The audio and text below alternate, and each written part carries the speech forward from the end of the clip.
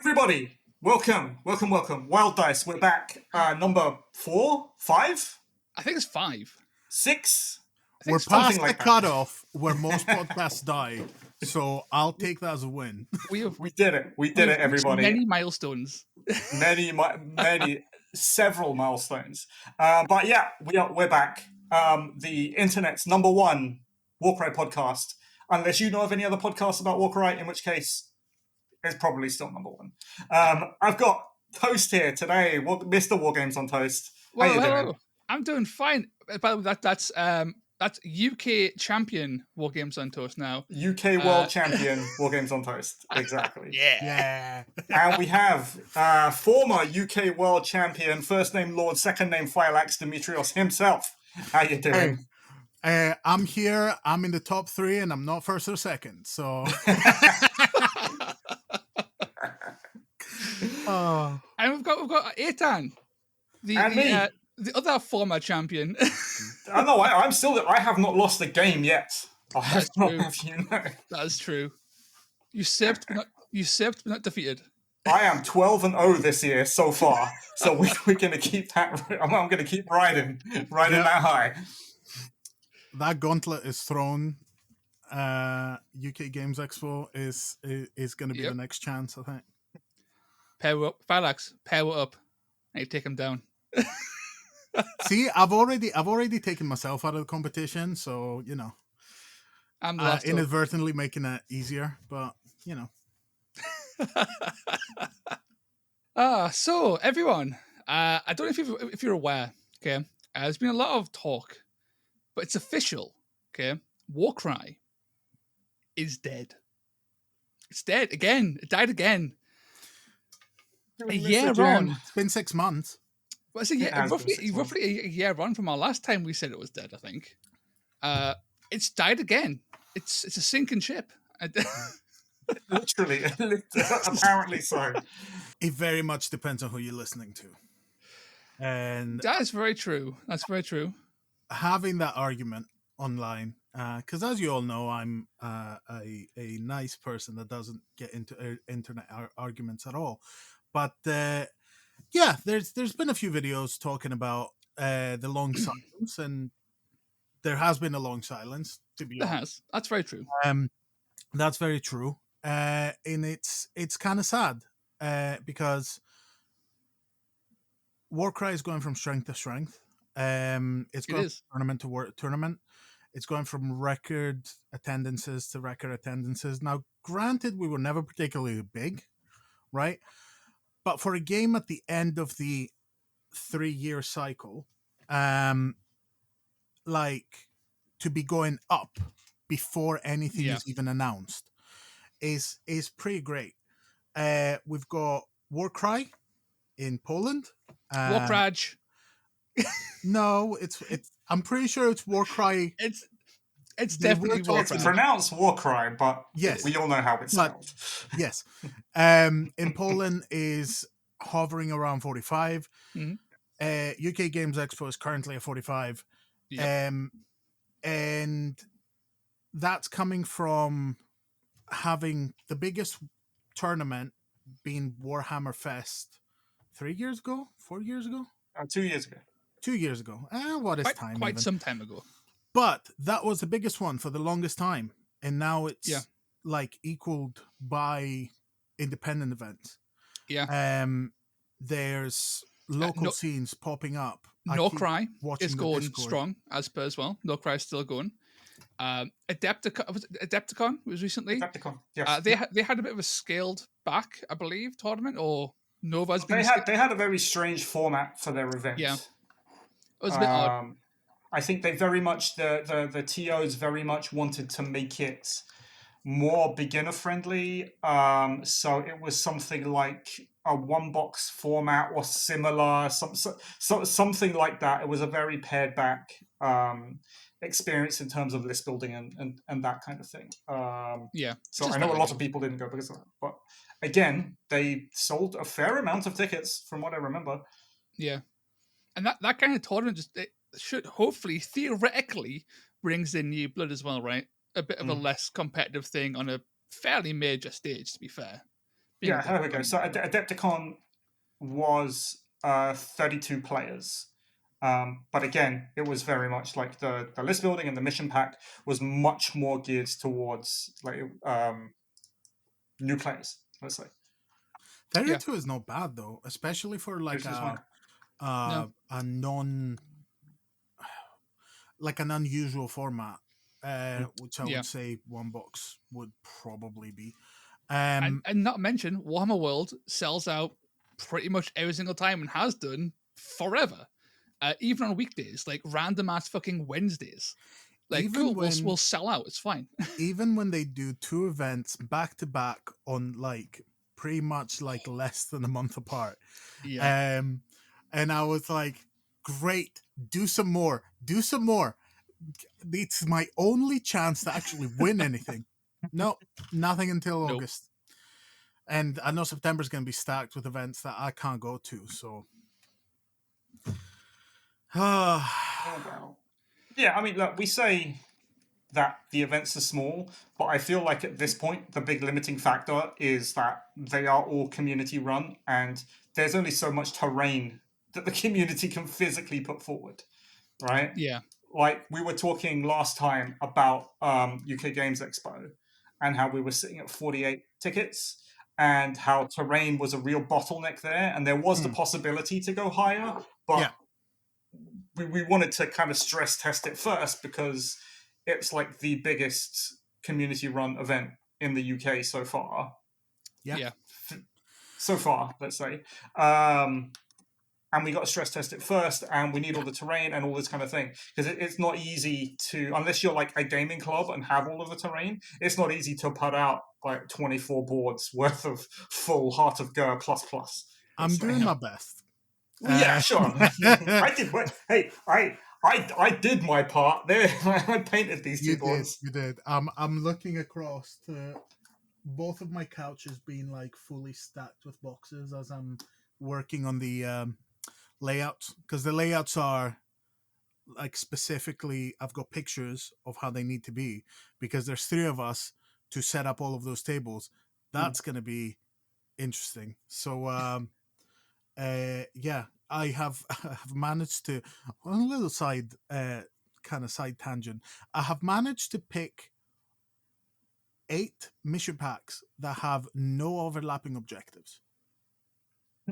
That's pretty impressive. So trying to put the terrain in such a way that it doesn't like land on one of them or doesn't like and it does kind of overlap so that it cuts some of them off so you don't get like clear lines and stuff like that. Absolute pain. just suffering. But you know what? It's gonna look good. It's gonna be great. It's gonna be awesome. Remember, one of mine has a more pit on it, so it's a big old lump. That I'll do yours on the day. Are we allowed to use the Muppets rules? No. Why not? Because I want my Fomroid Crusher to kick someone else's Fomroid Crusher to their death. Yeah. Why not? That would be funny, actually. But no, that kind of stuff is the kind of stuff that would be better in a narrative campaign, which might be happening up in Tabletop Scotland, is already happening at UK Games Expo on the Sunday.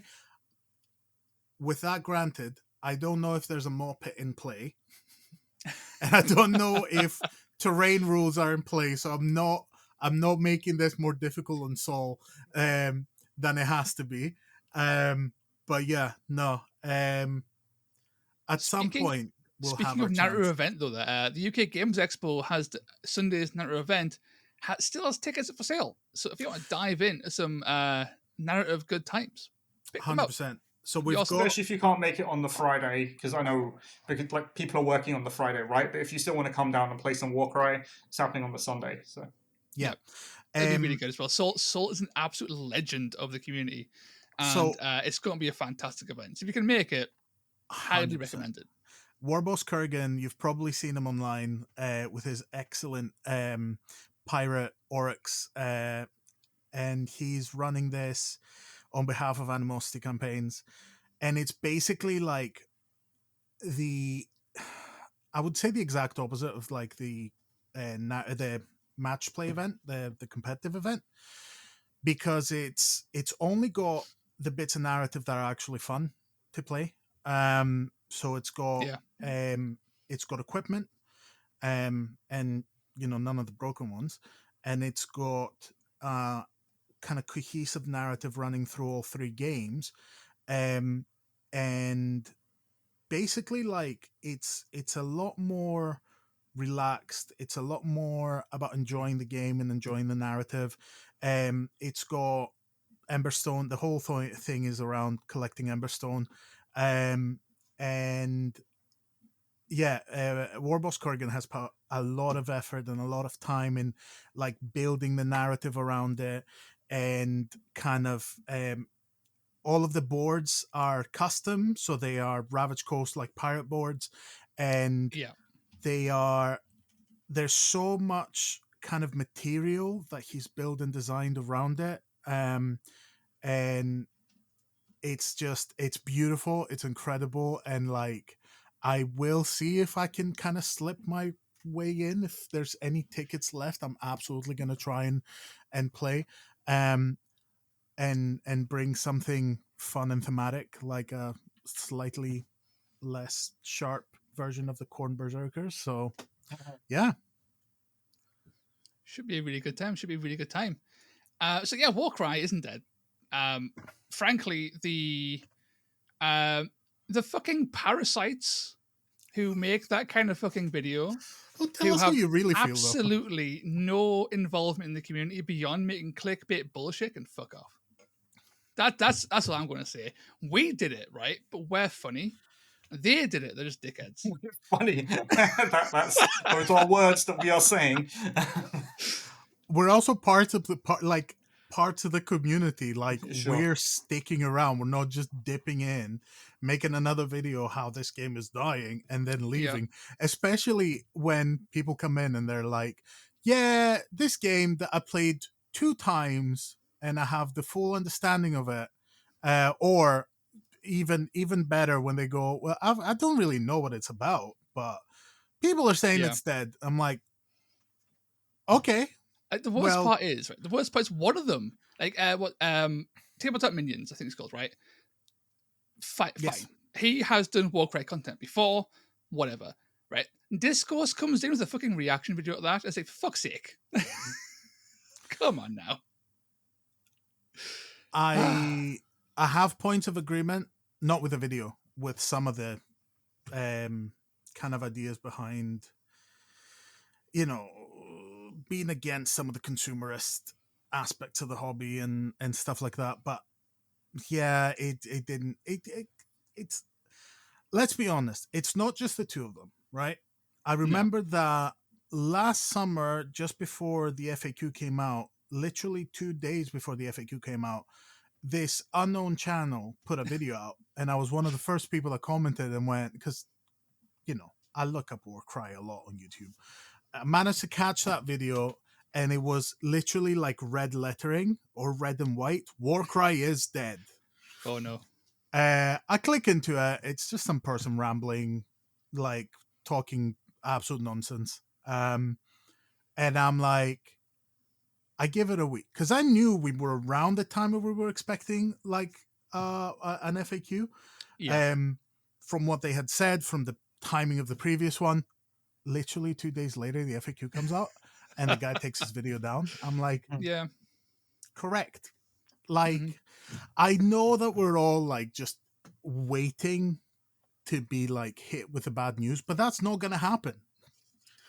And I'm not. That's not Nothing's ever coming out ever again, so there is no bad news. No, even if there wasn't, they wouldn't tell us. First of all, but No. second of all, like, why would you stop people from playing a game, even if there's no new edition? I've said it before. Why would you not put the minimum effort, put some new rules every 6 months, right, and still have a way to sell more Age of Sigmar miniatures? It's not like they're overselling and they don't need additional ways to sell. So why not just put a little rework every now and again, and just print money? Yeah, I've said time and time again, right, that like until Games Workshop have a replacement to Warcry, whether that be Warcry 3 or fucking Mordheim 2 or whatever fucking else game they're going to make that's in the skirmish space for Age of Sigmar, Warcry will still exist in some way. Because they want to have a foothold in the fantasy skirmish game market, clearly. So will we get FAQ still? Probably. It's weirdly delayed, I get that. It's moved to online only. That's kind of weird. It does also potentially open them up to like making all of their rules for their warbands free, like compendiuming everything into one big document. Potentially in the future, that would be pretty cool because it means that people who don't have the closed account neck box can actually look at the rules online without going to Warcry. But I mean, not everyone knows Warcry exists, right? This is like new people getting into the game. Wild. All the rules are in one place. It's awesome. It might also let them then change rules on the cards because currently they don't do that, like ever. If it's been printed recently, they will not change the rule unless it's an actual error. They won't update stats. They won't update anything. If it's online only, then the cards are less of an issue. They can make changes, right? Who knows what will happen going forward? Online only might end up being a positive if we get an FAQ, but Warcry is not going anywhere until it's being replaced directly by something else. So keep playing. It's great. It's a fantastic game. But that's the thing. Everyone keeps pointing to the 3-year cycle, right? And the most recent example of a refresh was Underworlds, and that had nothing to do with any cycles. That just had first edition for ages, and then it went really quiet for a bit, and then there was another version. So the thing is, there's a few outliers that need adjusting, right? Yeah. But when we're talking about Warcry, and people mention it every time, it's the one thing people know about Warcry, that it is the best, that it is really fun and the best system. And I'm doing that because people quote these things, not because they're not true. But that's the thing. As a game, it's relatively balanced in its chaos. We've talked about this 1,000 times. You'll take your guys and you'll play, and at first sight, it might not go well. There are some teams that are direct counters to other teams. There are some teams that are difficult to play. But at the end of the day, if you play enough, you have a chance. It's going to be a fun game. And even if you're incredibly unlucky and your game goes completely south, you can re-rack it and play another game, and then play another game in the time that it would take you to play a game of Age of Sigmar. So, yeah. A game of Warcry can literally last 20 minutes. I've had a competitive game last 20 minutes. That's that's crazy. They tend to go longer, to be fair, but it's 45 to 90. That's a third of a game of 40k. Was that our game where I was playing KO and I kept rolling sixes? No, because it was at One World. No, I was against Skaven, and the less said about that, the better. Because that didn't go well for my opponent. I was 19 to 2 or something. It was horrible. I felt bad. Yeah, it wasn't good. But yeah, no, I completely agree. It's a silly conversation. We're overdoing FAQ. We might get one in the future, hopefully. Until then, have fun. Have fun. There's community missions if you want new missions to play. There's plenty of those. If you haven't checked out Path to Glory, oh my god, Overthinking Warcry did a Path to Glory mission pack. It's so fun. Basically, you both pick a type of mission you want to play: objective, kill, treasure, or a mixture of the two. You then cross-reference on a chart, and that's the mission you play. And it'll be the combination of things you both want to play. So every game is theoretically always in some way tailored to your playstyle, to your warband. It is great. It's so much fun. It sets up almost instantly. Definitely, I'll put a link in the description down below as well. Check out the Path to Glory stuff. It is fantastic. It's on TTS as well. So if you play TTS, it's there right in front of you. Effortless. Check it out. There's plenty of stuff to do with Warcry. Eitan, you're silent. We need your input. Yeah. Listen, I've spoken about this to death on several painting streams now, on several That's true. videos, That's very true. everywhere and anywhere. So there isn't much more to say, really. I mean, No, not game really. is all, the game is only as dead as you make it. If you enjoy the game and you play it, then happy days. I think the only thing that's really left out of this conversation is what happens to gaming groups. So one of the biggest, and I think one of the very few legitimate concerns among people is that, oh, my gaming group has stopped playing the game, so I can't play anymore because I have nowhere to play, and that is an actual concern. Yes. And that's where I said this on comments on everything, that's where people with massive social reach, so very large YouTubers, ourselves included, we're not very large YouTubers at all. We're very small fish, but you get the idea, right? People with a stake in the game have a responsibility to not panic anyone, I feel. And this was the big, I mean, I agreed with basically like 90% of the stuff that was said in the Tabletop Minions video, because there are some very legitimate points there about, okay, what do you do if your game isn't receiving official support? How do you play? Do we take this game into our own hands, or what do we do? All this kind of thing. And it was very legitimate.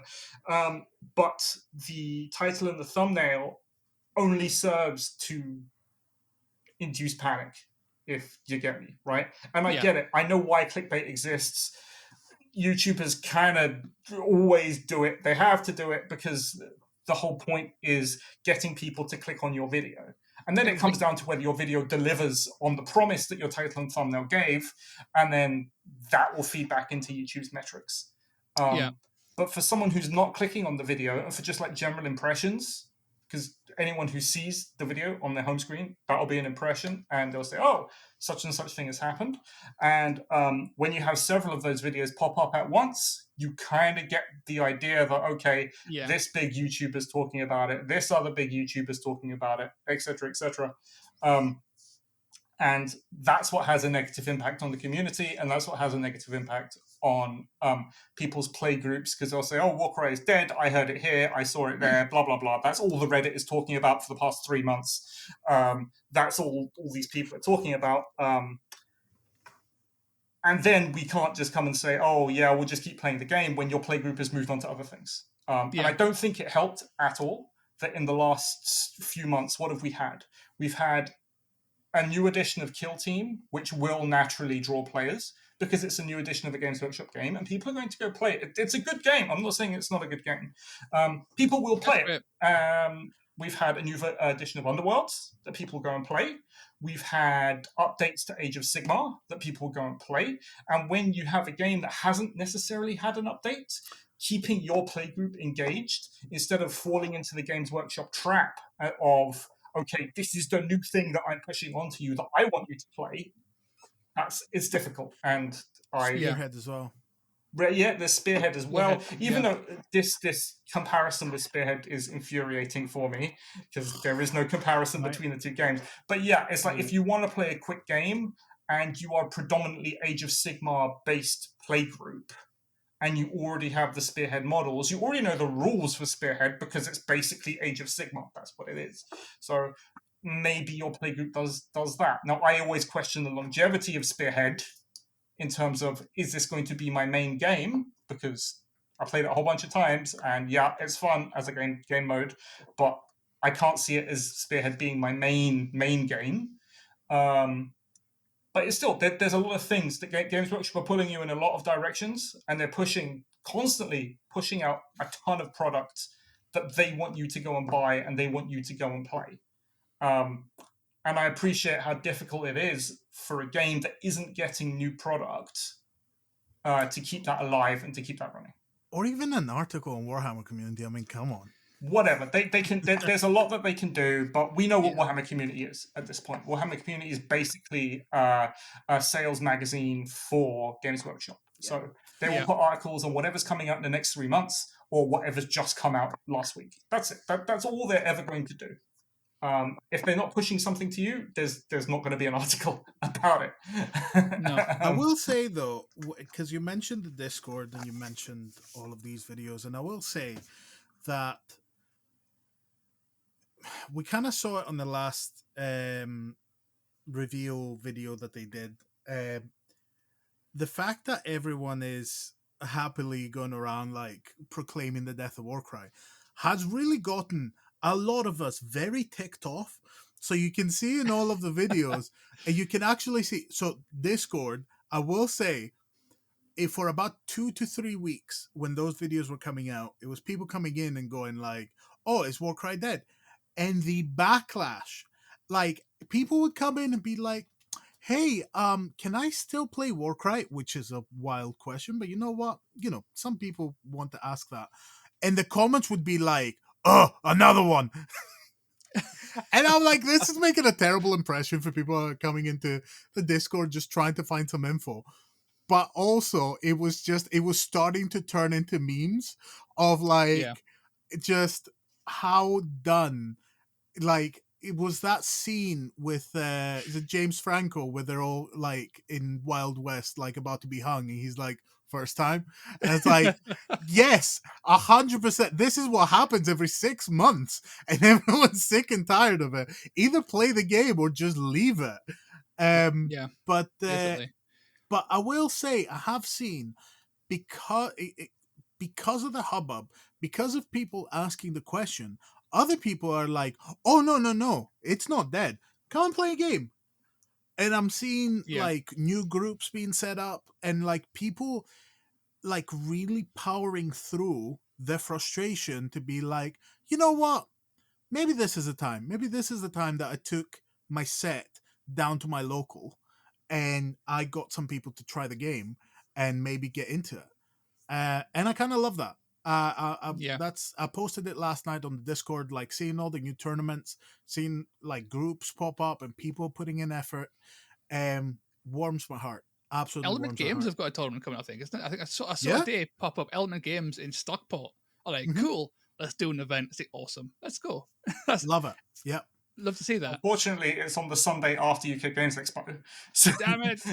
Is it after? I thought it was before. And I was like, before or I after? didn't. It's either a week before Yeah. or on that weekend, which Well, to is me, it seemed like No, I thought an it was excellent Stockport. opportunity to like test and prep okay, and sure. So you know probably the weekend before. Yeah. probably.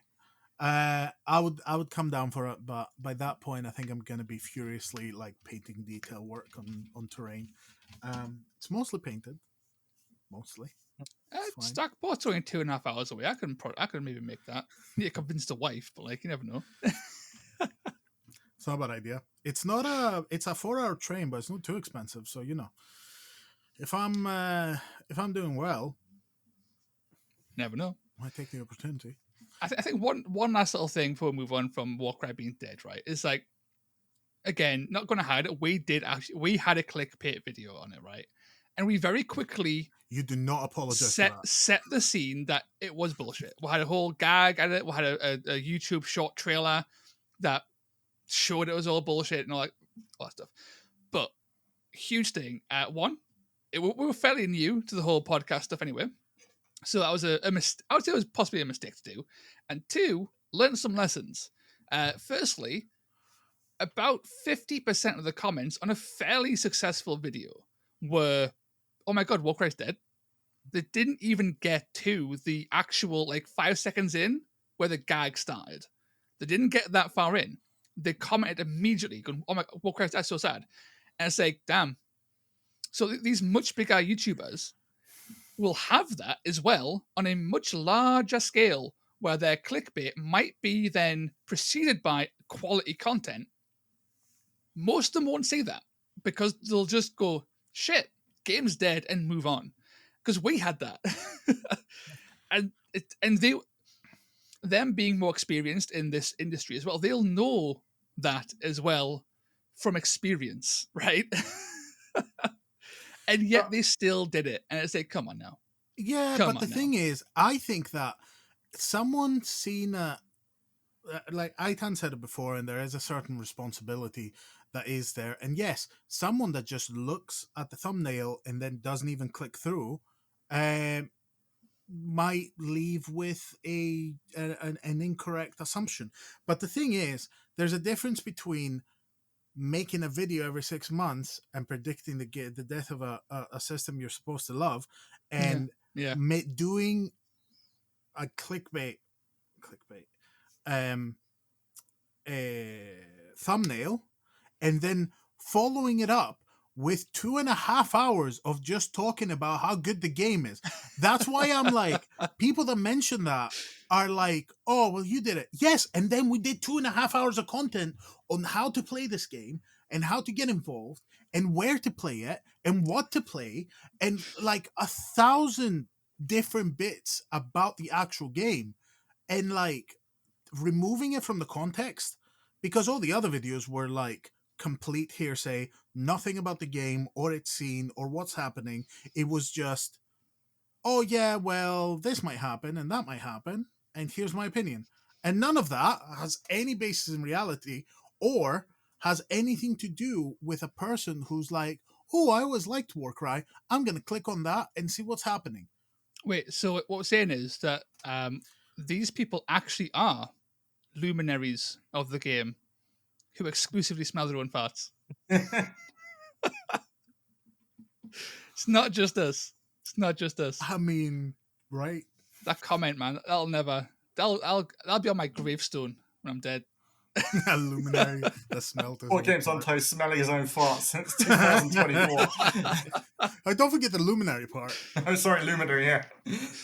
Look, I think, right, my biggest problem with all of this is that it feels like we cannot have a proper grown-up conversation anymore about No. what's happening with the game, where the game is going to go, what we should do as a community for it. I feel like it's so divided at this point. And I said this numerous times. Like, I've been attacked from both sides of people saying, "Oh, you're delusional. Warcry is obviously dead. Here are the signs, etc., etc." And on the other side saying, "Oh, but you made a video that said Warcry is dead. Blah blah blah blah blah." And I think if we're at that kind of point, like the people who and of course the people who are annoyed about this are people very passionate about the game and they don't want to see their game basically dragged down, but we're kind of in the situation where if you cannot say something now in satire followed up by a ton of, like, I'm basically talking about the podcast that we did, Yeah. and you can't differentiate between that and just blatant not click farms. I can't, the term escapes Rage me. bait. Yeah, whatever. Yeah, exactly. Like, there's nuance to this. Okay, there are people on. It's a whole spectrum as to the kind of content that people create, and I'm going to give the YouTube secret. Yeah, this is the YouTube secret. So you have clickbait. The whole point is for you to click on the video, right? 60%, more than 60%, right? My retention rate for my videos is like 33% to 40%. That means in the first 30 seconds of my videos, more than 60% of the viewership drops off. So what you say in that first 30 seconds is going to affect everybody who's basically watching that video, and the rest of them don't give a shit that you've been talking for 2 hours, right? So if you start the video with Warcry and you're talking about it in the past tense and all this kind of thing, that's what people are going to take from that video. And I said this and I got a lot of flack for this, saying Tabletop Minions has 250,000 subscribers. I have 3,500 subscribers. So he makes a video, 45. I mean, what was it? The most recent view of statistics, 48,000 people saw that video. That's bigger than the entire Warcry player base, like 10 times over, probably, likely. So, like, it's not a comparison. I don't think it's a fair comparison, but that's where we are at the moment because we've just had month upon month upon month of just garbage coming out. We're at that stage as a community where we're like, you know what, sod it. If you're not 100% squeaky clean and you've never done a thing in your life, then you're automatically as bad as everybody else. And I think that's the saddest thing, where we can't talk about what we're going to do for the future of the game. We can't talk about, oh, we're gonna throw all these events and we're gonna set up all these communities and we're gonna take on custodianship of the game or whatever, because you just have this thing hanging over you. It's like, oh yeah, you did a video that saying Warcry was dead. You're as bad as everybody else. Yeah. So what I'm but hearing... that's where we are. That's kind of where we are in the world. That's where we are with politics. That's where we are with 100 different things, because the world's gone to shit, and it's not unique. So what I'm hearing is down, baby. Alongside with the death of Warcry, we have the death of Nuance. Does anyone want to add anything to the pile? The death of comedy. The death of comedy, of course. Oh my god, Death of Nuance. That's the name. That's the title of the video. Death of Nuance. The death of Nuance. And I will say, clickbait in bold. I will say we have spent about half an hour doing, well, we're not doing exactly the same as them in like talking opinions, but we haven't really said much about the game. So yeah, but this is all going to be cut down, so it's absolutely fine. I mean, that's fair. Yeah. And this is a podcast. This is people rambling. It's a podcast. Yeah. It's not an informative video meant to take a shotgun to the knees of a game that's struggling, right? Our podcasts are incredibly informative. What are you talking about? That is very true. People don't know that. They left half an hour ago. They left about 30 seconds in. Yeah, 30 seconds. We hadn't even finished the introduction. Oh man. Oh man. So should we move on to the next bit on our itinerary, which is talking about lists. Yes. Warcraj with a K and a J. Here we go. It's pronounced Warcry. So. But it's awkward to say Warcry when you're talking about Warcry the game. But aren't we going to start with Norcry? Oh yeah, because first of all, we love Norcry.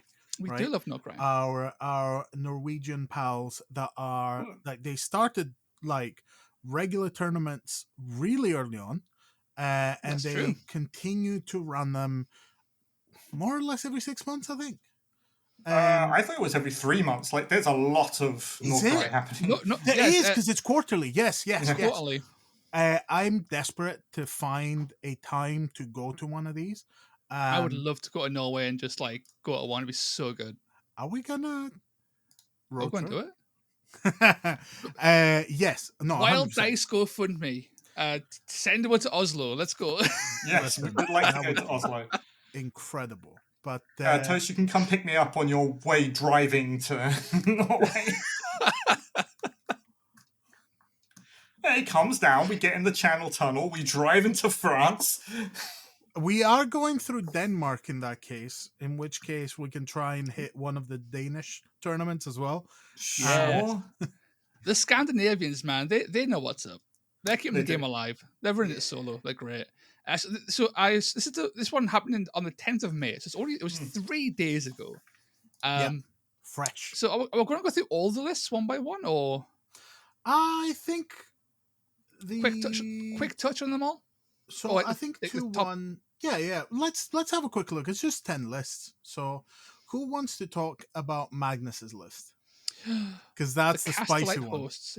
This guy came first, right? So you went, okay, let's have a look. Oh, yes. Okay, yeah. Yeah, okay. This is a good one. So I'll put it on screen in the little box somewhere down below.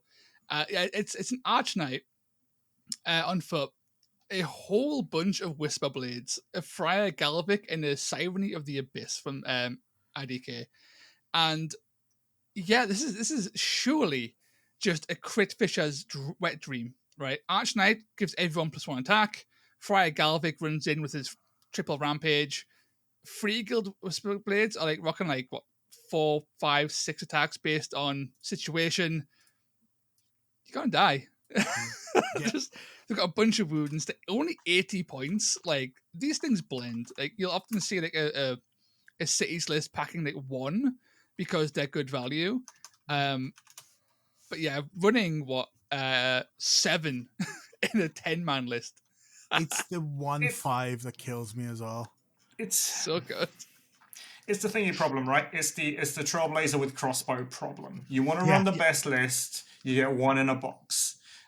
Whisper Blades, you get one in the Command Corp box. That's an expensive box as well. 'Cause it's all It's like expensive. So I don't know if these are all converted or whatever, but I if they are think- all Whisper Blades, No. I think they were proxied. that's 7 Command Core boxes. I mean, And yeah. Games Workshop is rubbing their hands together. So this list came up against Skaven as well. As we know, Skaven are up there as one of the better warbands. Beat Skaven. Royal Beast Flayers are also up there as a pretty good warband. It did pretty well. It had some pretty stiff competition and cracked them all. And big fan of this list. Huge fan. Speaking of Royal Beast Flayers, second place was Royal Beast Flayers. And You love this to see it. this is your standard Royal Beast Flayers list. Although, it is. It's 13 models, double Baron, Flame Master, all trackers. This list is if you've never played against a good Royal Beast Flayers player, these lists are incredibly fast, and they can burst your warbands down in seconds. They are insanely fun to play, but it's also the solitaire problem, right? Because looking at this, I assume how this was played was he waited all of turn 1, most of turn 2, some of turn 3, then one turn 4. And just massively outnumbered them. And because Baron's allowing things to move for free, he never actually lost any mobility by waiting, and he just overwhelmed with sheer numbers. And also, importantly enough, didn't come up against Iron Jaws. Yes, 'Cause I dodged think that Iron would've Jaws, been- which did appear yeah. in this list, I think, somewhere. It did, yeah. Dodged Iron Jaws. Yeah. It has weaknesses, right? It's not It does. as straightforward. Like, if you look at the rest of the lists, this isn't to say anything, by the way, about how good players are, but in terms of hardness of event, there's like a pretty cracked Skaven list in there with like double Rat Ogres, Skabic, Creepkin Whisper. There's the Iron Jaw list, which would have been one of the natural counters to this. But the rest of it, I think, it's kind of like a me running Tarantulas Brood moment where it's like, okay, I'm going to read the meta and I'm going to read the room, and this is what I think people are going to bring, and this will do very well into that specifically. That doesn't mean, I mean, we've talked about swarm lists at some point, but that doesn't mean that it's going to be great into every matchup, into every mission. It just happened to be with this combination of matchups and this combination of missions that it did very well. It was one box Beast Flayers, so it didn't have any of the resurrection tricks that Andy, for example, likes to bring. He likes to bring like a word of the blade to bring his guys back. It's definitely more than one box. Well, I mean, one box. Solo Royal Beast Flayers. I mean, that's what, because it had 2 Barons and you get 1 Baron in a box. It was solo Royal Beast Flayers, so you don't get the Resurrect, and a lot of the damage is coming from that Flaymaster popping off. What is it? The kill command equivalent for Beast Flayers, right? Yeah. So if your opponent has a thing with the power to just knock out the Flaymaster, and it's not amazingly tough. Christopher D, who was running this list, did have toughness on the. Yes, it goes to toughness 5, but ultimately it's still just 20 wounds. I mean, yeah, depending on what gets to it, but you have enough to build around. It's always with Beast Flayers and in general, like I don't have to say that to you because you know this, but it is a lot about the placement and how you shield your key pieces from getting rampage 6th straight through. Sure. I'm just saying that there are weaknesses to running a warband like definitely. this. And that's why Magnus won on his last match, because he has similar numbers and he has enough dice to just pop all of the ghouls and get them out the way. And as soon as you do, or if you get those barons out the way, it takes a lot of the kind of bonus, the action economy that they need to move. But I 100% agree. Like if you had like Odor of Azir, if you had like a quiet Anything talk shooting. to Yeah. or if you had like Flame hurlers. corn flame hurlers, it would just eat through because you'd be able to get some of that some of those bonus actions back and work through that. I wanted to say the for third place, Captain Not So Awful with Sylvaneth. That was a good list. So it's Ooh. Kurnoth Yeah, it is. Huntmaster with Scythe, Love it. Ligan The dog, for no, the tiger. the It's tiger. right? Yes, the tiger with the Yes. armor. Actually, Mhm. I love that model.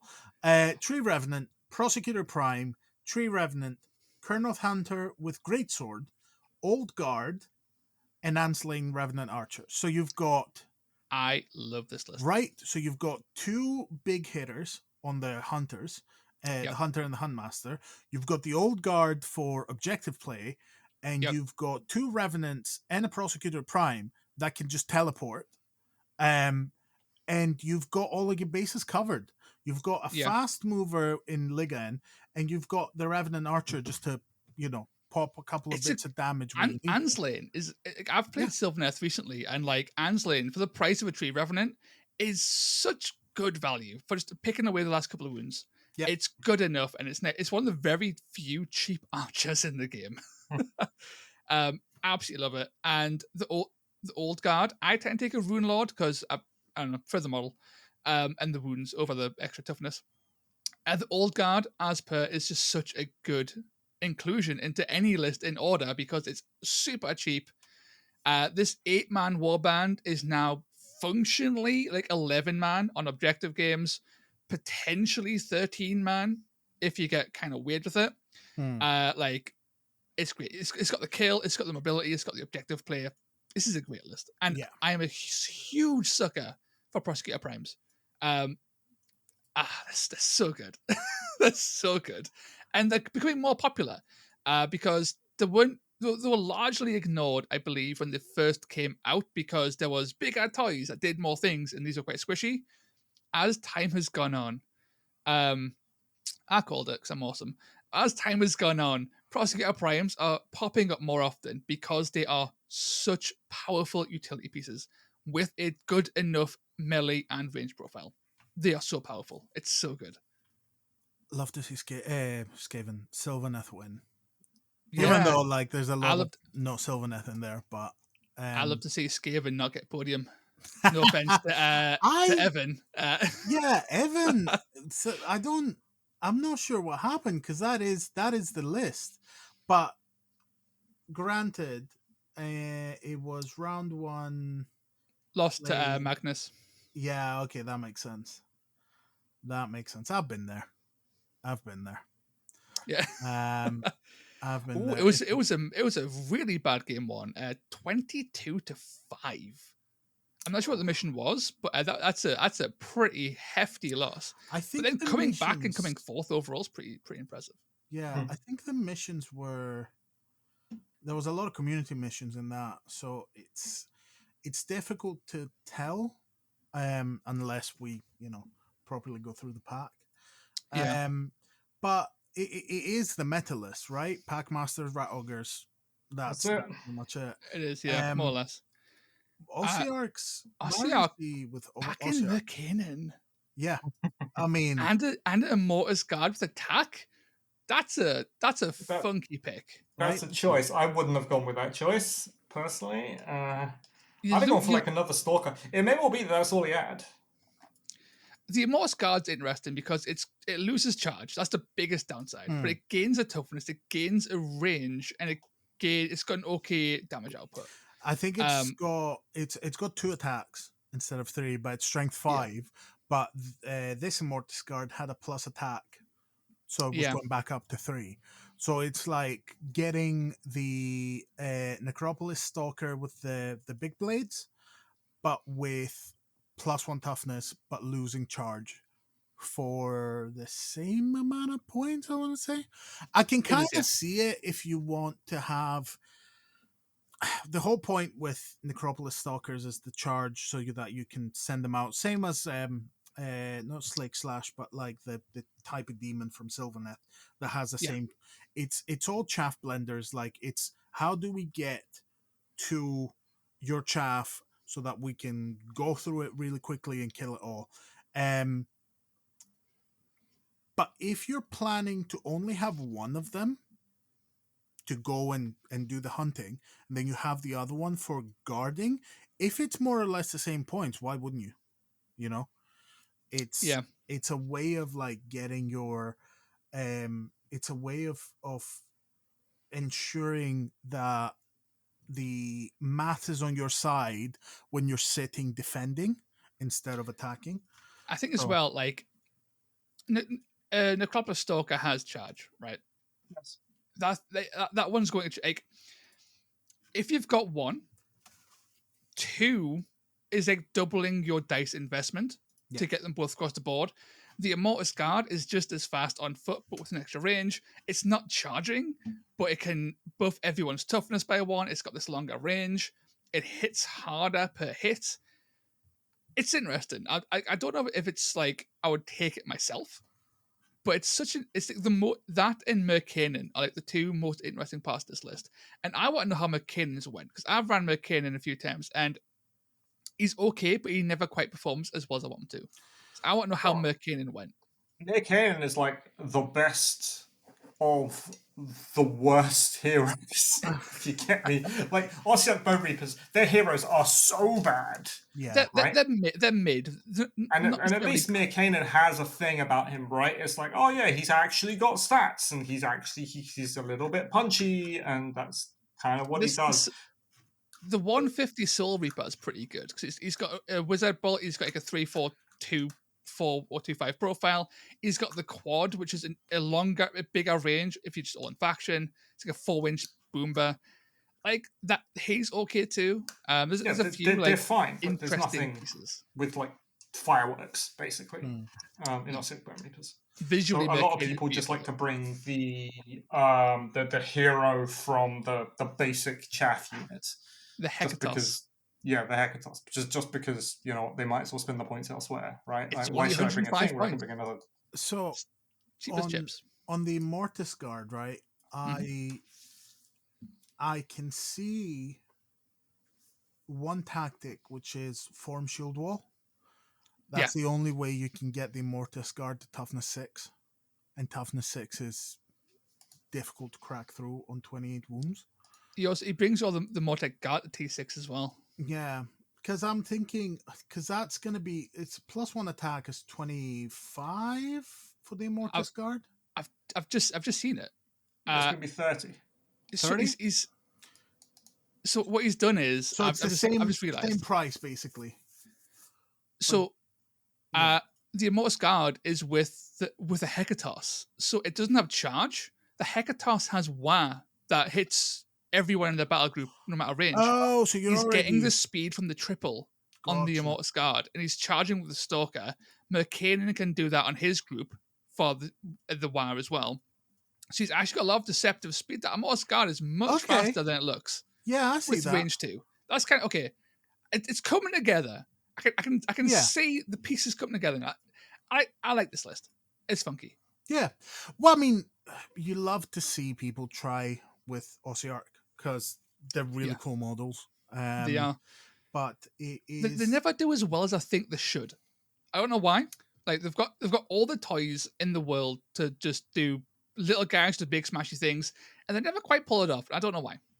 But he went 2-1, 5th place, solid performance. Yeah, love to see it. Solid.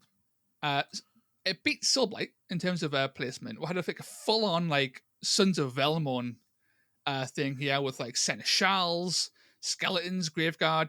This is a wacky list. I think it's just a lot of here's a lot of stuff, right? Yeah. It's like here's the Sons of Velmorn, and then like you got a bunch of skeletons, a bunch of Graveguard, and then just a bunch of things, right? Which is fine. Yeah. Like nothing is bad in Soulblight Gravelords, which is okay. And like there's like a Necromancer in there, and it's just here's a bunch of cool things for Soulblight, which happen to work because they're Soulblight. So it's fine. I would love to see more people take Seneschals.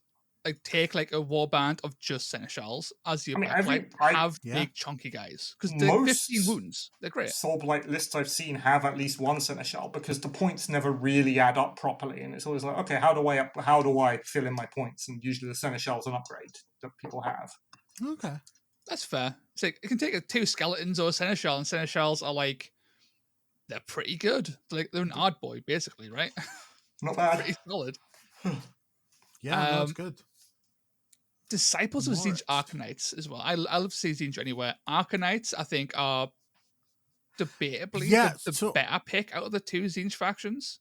Although that might change in at UK Game Excuse Fest. me. Yeah, no, I disagree with that. I highly disagree with that. I think it's much. You have a lot more options in demons, but you know what? Zangors look cool, and They do look especially cool. the They look mutants cool. with their split head thing. Like, I don't know if these were all actual mutants because I think you only get one or two in a box, and Yeah. that's 2, 4, 6, 7. So Oh my god, it's the Whisper Blade list, yeah. but with yeah, But this one, Arcanites. unfortunately for Otob, didn't work, or didn't work as well. But the Aviarch is great because of the guided by the insert past or future, whichever one it is. It's so strong. It Jeez, can it's just so nuke. good. Yeah, if you get I the think it's right by the dice. past. So if they've activated, you just gain like dice value to your damage and crit. Yeah, which is It runs in, insane. it just fucking yeah. deletes you. You just die. And the Slaughterborn, I've actually been really liking the Slaughterborn. He's amazing. For like, the wounds alone are fantastic. For 170 points or whatever, 80. the wounds alone are insane. Like Yeah. 30 wounds? What? I really like the more you kill, the better you get. I have a list that we were talking about a few days ago with mostly Yeah. Dark Oath, but having Slaughterborn as an ally. Because trying to find something to replace the Wilder Fiend, because as cool as a model as it is, I agree with Aitan. He said in the past that he thinks that that's a trap of the faction. Yep. So slotting in the Slaughterborn is pretty good. It gets you most of the way there for a lot fewer points. I'm thinking the Slaughter Priest. Yes. Slaughterborn's just like just raw damage output. Dude's Yes. insane. No, I like him too.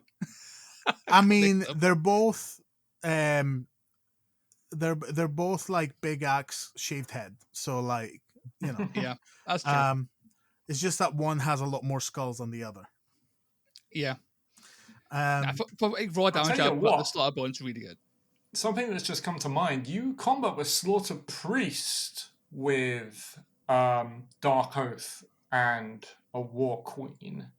So the Slaughter Priest can pull things out of position, and then the War Queen gets to use her triple. So in a triple and a double, you get to pull a thing and then make everything move very quickly into combat, and then go pap pap.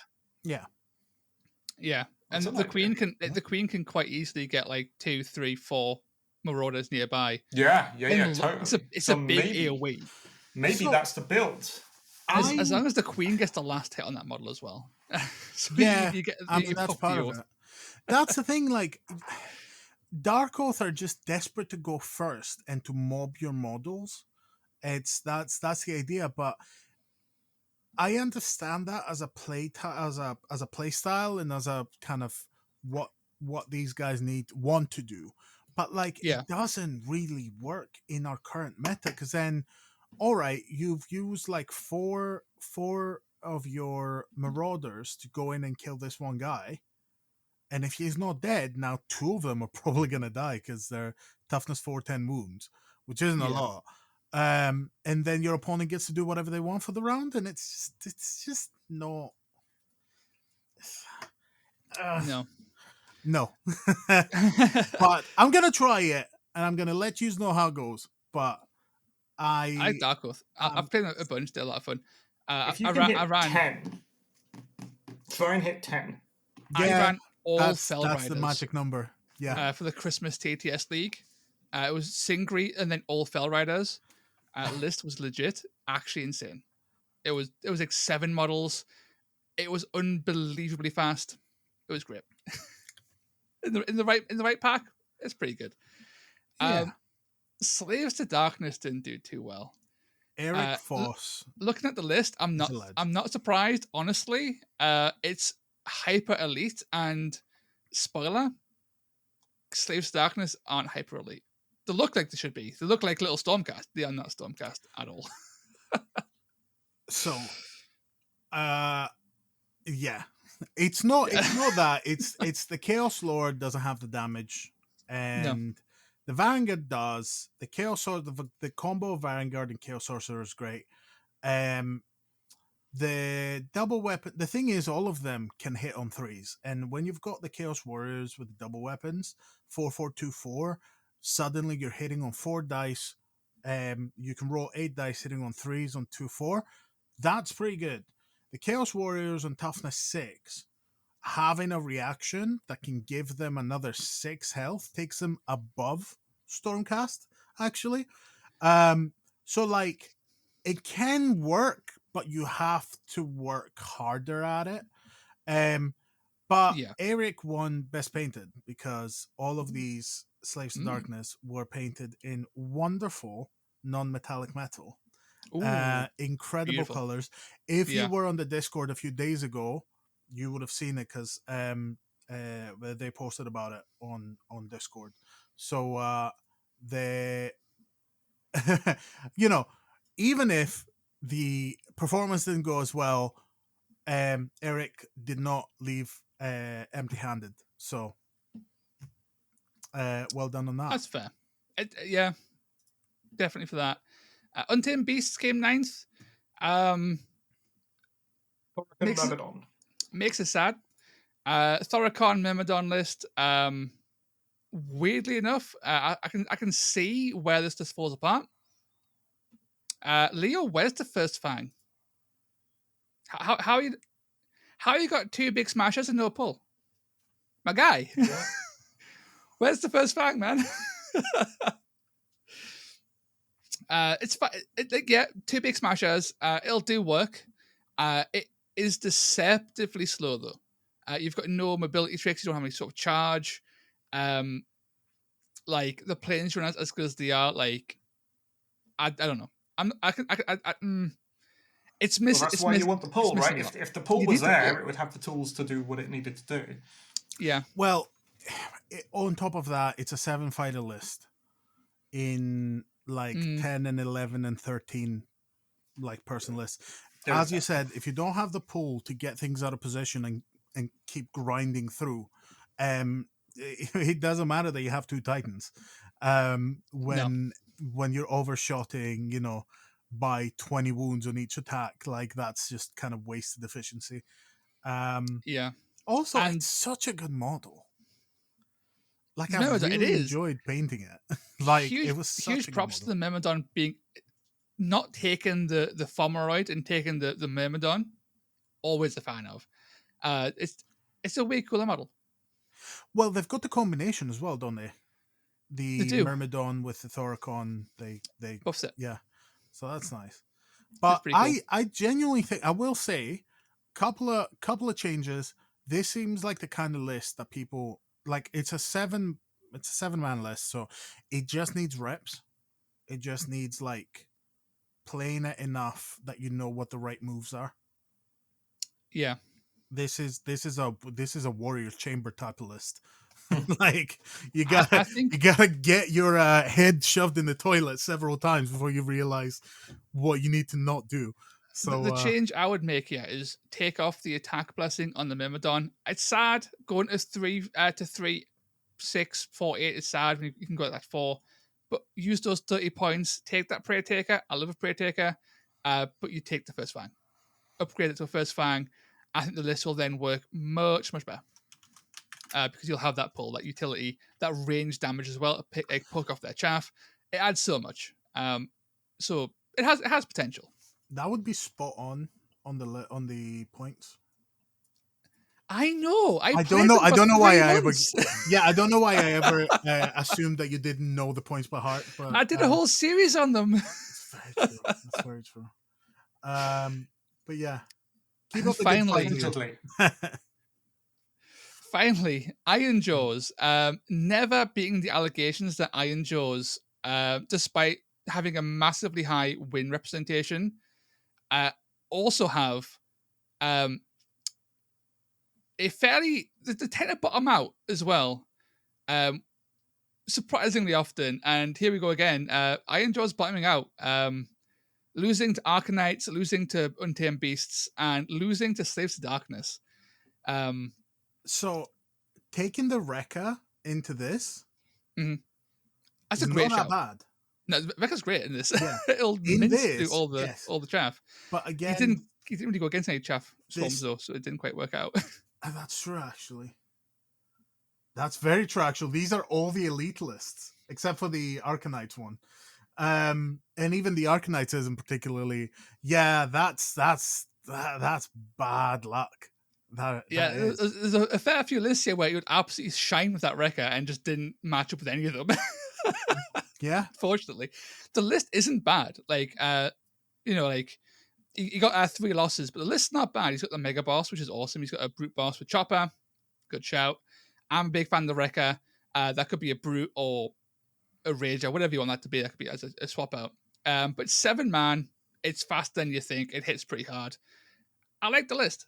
I prefer Spears and Hard Boys personally, but Choppers are fine. I think there's the matchups. Like, it gets like again, none of the missions. It potentially just gets outmaneuvered and beaten down by bigger titans potentially. All of the games were really close. I'm seeing 19-18, 10-9. The first game was 19-5, but the other games with the other elites were very close, and that's the story of Iron Jaws. Like, you have to bully the smaller lists so that when you're fighting elites, you're not going to be able to.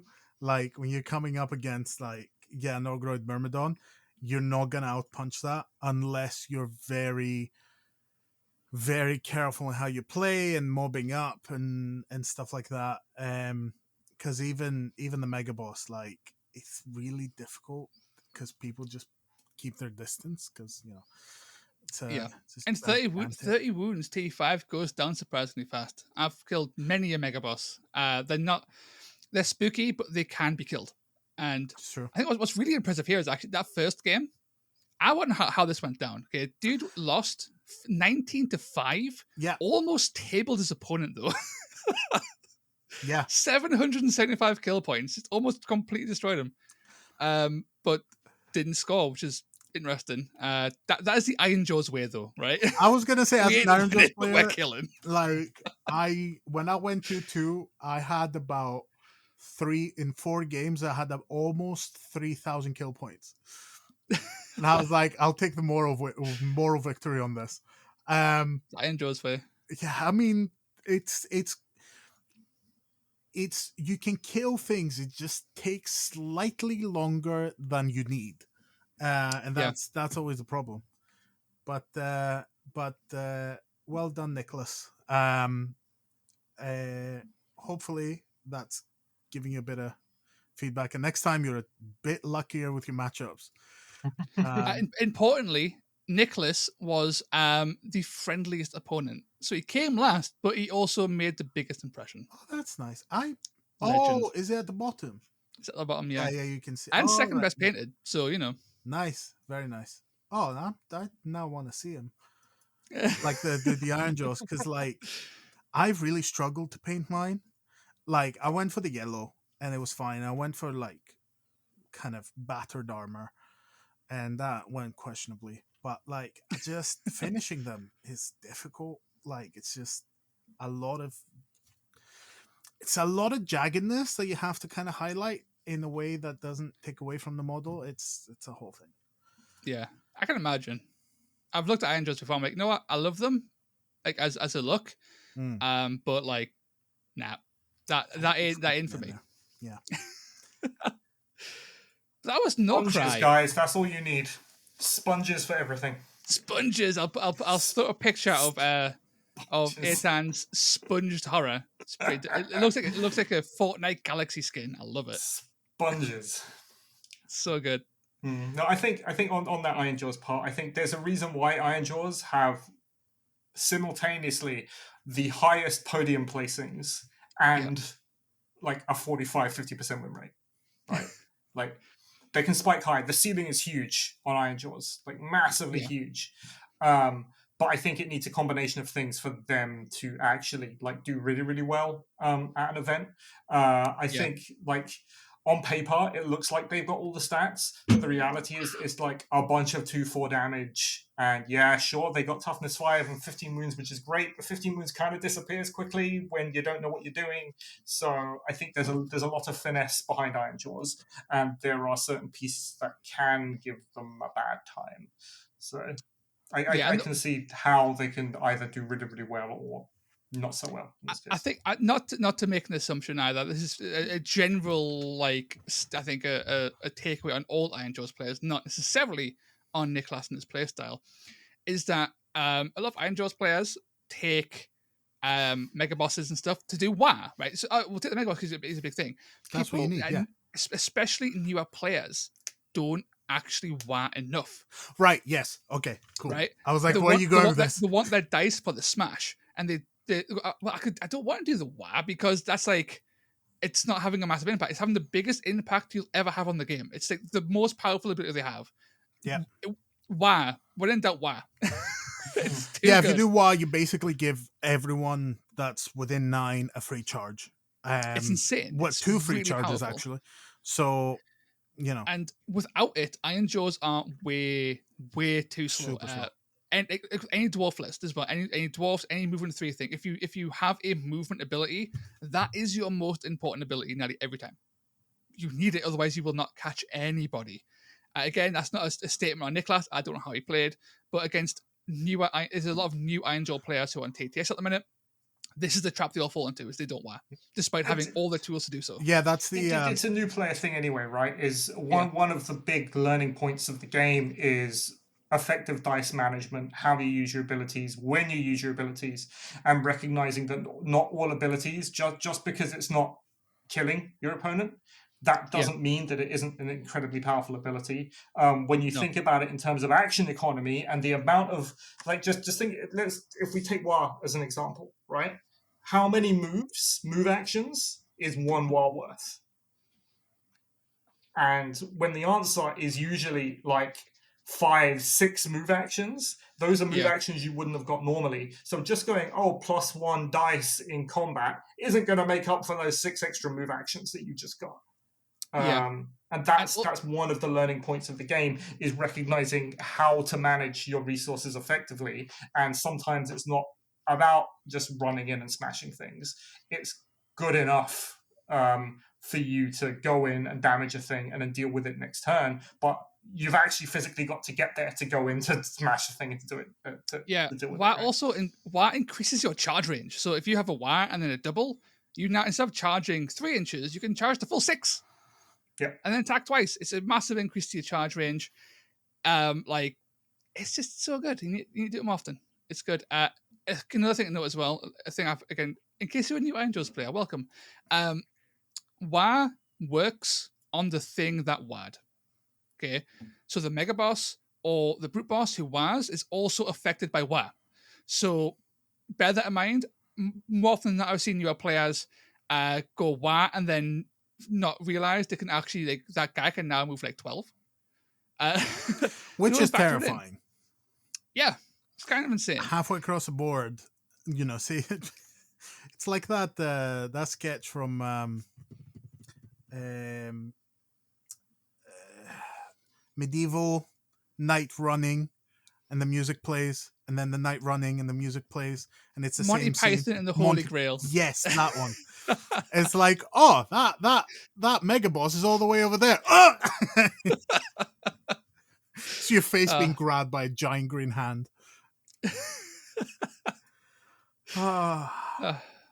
So we've got Warcry, Warcry to go. Warcry from Warcry. Yes. There's like 44 lists here. I don't think going through all 44 is going to be the best idea. I've got some general thoughts on Yeah. the overall shape of the meta in Poland, if you don't mind. Go for it. So I think there's a big difference between different events in the world, right? So in America, there's very much this hardcore player base of event going players, and they go there and they're like, okay, we're going to design our lists, we're going to try and win this event, etc. Over here, it's a bit, I don't want to say softer, but the mentality is a little bit different. There's kind of this weird gentleman's agreement that we don't bring monsters, we don't bring some of the more kind of crazy lists that you see elsewhere. Demetrius's eyebrows are going all over the place down to my comments. I see monsters of Warhammer World all the time. It's just not. Well, we've seen like not many. I see like one every 2 events, and thinking about how many players turn up to those events, you would think that more people would bring monsters. That's true. I was gonna say you did a couple of events back fight 2 monsters back to back, didn't you? One was a giant, so I give that guy, he gets a pass. Yeah, but that's yeah, sure, but it's not like if you really wanted to, you can go around. I'm just going to bring my Chimera and my dudes. Yes, yeah, no, I'm not taking away from your point, but there's a big difference between Chimera and my dudes. And here's a giant. I'm going to headbutt. It's usually like more thematic than like. Yes, we've seen like a Mutilith Vortex Beast. I killed it. It was great. Fun times. We've seen. We haven't seen it. We're going to see the big spider. Toast, you said? Maybe UK Games Expo, right? You think the mass, its base is so large it completely covers an objective. You cannot hold the objective if there's a spider on the board. Buddy, you're not. That spider is not touching the ground. It's big enough that on Swamp Raid it can hold all 4 objectives simultaneously. Not with the terrain I've got. Not with the terrain I've got. Anyway, right, so this is just to give an idea of the kind of different player bases that are across the world. In Poland, they take Warcry seriously. They do. From what I can gather. So you tend to see a lot more of the bigger, more powerful lists. There's a lot of awareness in Poland about things that are more efficient, things that are better under certain situations. The quality of the player base is very, very good. So I would say it's one of the harder events. If you wanted a challenge, fly out to Poland and participate in that event. Like, it'll be harder than any event you've been to. And you see that's kind of reflected in the lists. So we've seen things like double Duck Lord. We've seen a double Slan in there. Not that I necessarily agree with taking 2 Slan, but there's pros and cons, right? You tend to see a lot more of extremes of lists, right? Like, this is the best thing, so I'm gonna push my list into that direction. Not to say that's a bad thing. It's just that's just how some people like to play, and if they like to play like that, that's absolutely fine. It's a competitive event, so I would expect people to go balls to the wall, right? Yeah. But yeah, that's the kind of a look into the different kind of metas that we have in different countries. Yes. And that's not just to say that the Warcry tournament lineup is all just like mega hard lists. There's it isn't really, all like that, no. really interesting lists that are doing something new. There's some softer lists, which is you always see anyway. And there's a really odd push. I don't think it's odd because I'm in the minority of people who think this is actually a really strong ability that no one uses. Is like there's like 4 Hunters for One-Ship players, and they're all running the Terror Wing bomb, where you use Call of the Hunt to launch the Pterodon in for damage, and it's good. It's a good ability. It's not. It is. How is it not? How is it not? Because the Terror Wing is garbage. That's why. Yeah, but it's an 11-inch. Here's the thing. Okay, I was going to say, can someone explain that term to me? Because I don't know what a Terror Wing bomb is.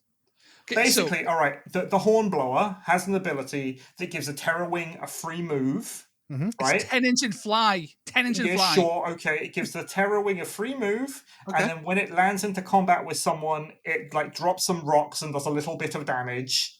It's Yeah. dice value. It's up to 6. Oh, I'm Let's not sorry. A undersell little it. bit of damage, and Okay. then the Terror Wing gets to attack with a bunch of Strength 3 1/3 attacks.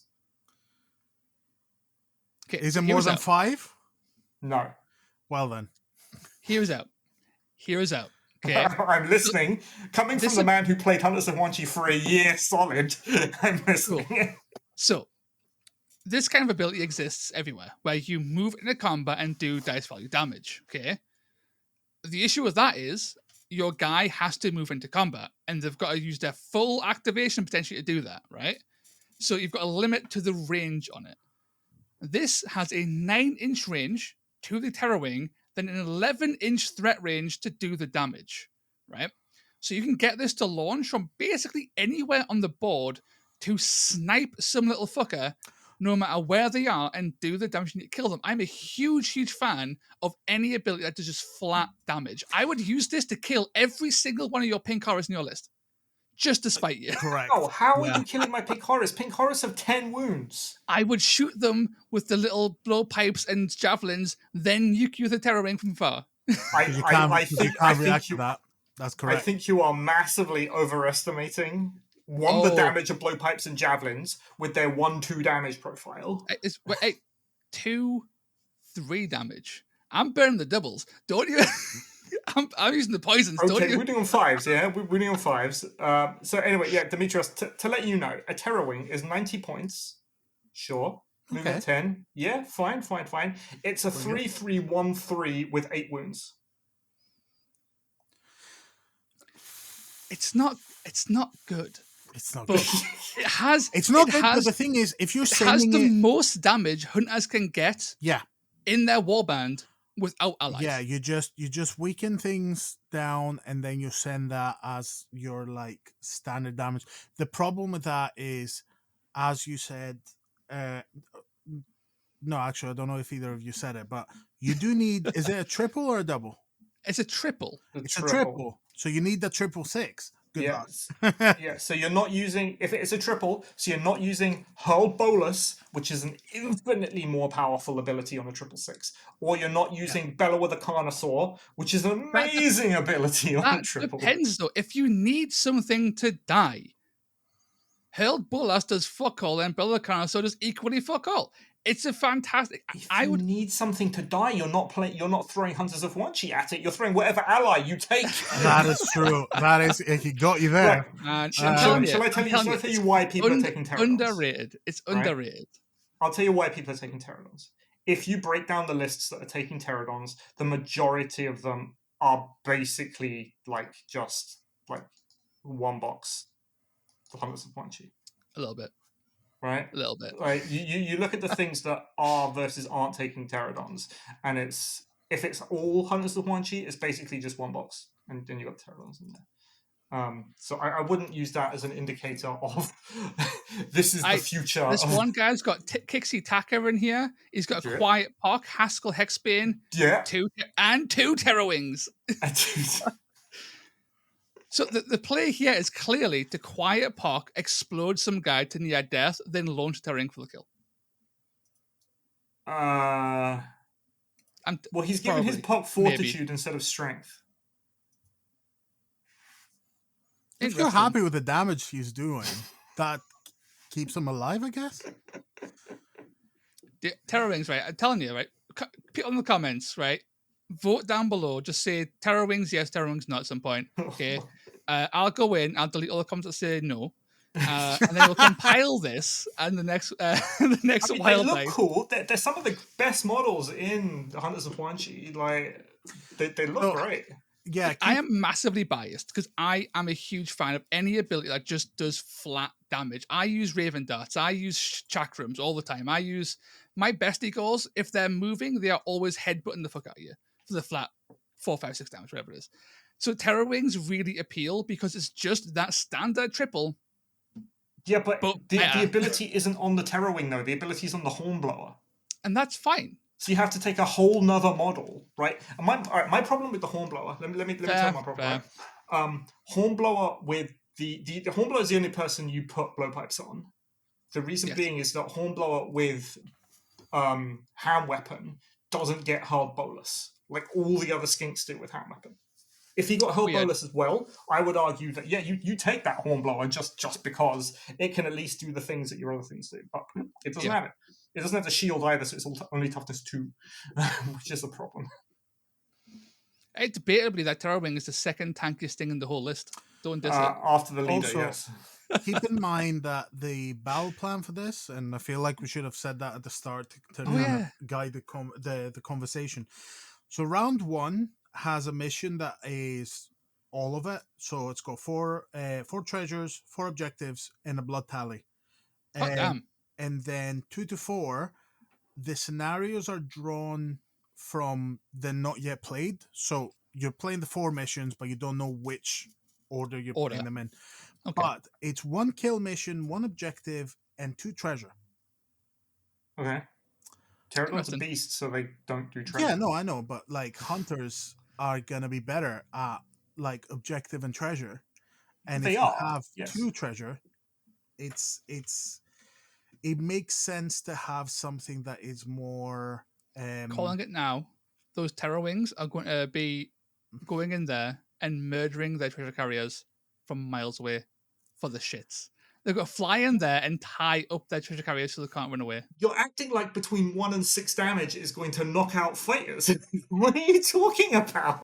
The whole warband shoots. It's a shooting warband. All right. Host, this is my challenge for you, okay? You bring those blowpipes, right? UK Games Expo's coming. You bring skinks with blowpipes, then come back to me when we talk about a shooting warband. Who's taking blowpipes? Take Quanchi's clothes. But you know what's funny? We roll cursed prize. You take the treasure. Yes. Right? Yeah. And round 3 or 4, you are left with 2 wounds. And then Toast sends in a Terror Wing bomb and just kills your guy and takes the treasure. And then runs away 8.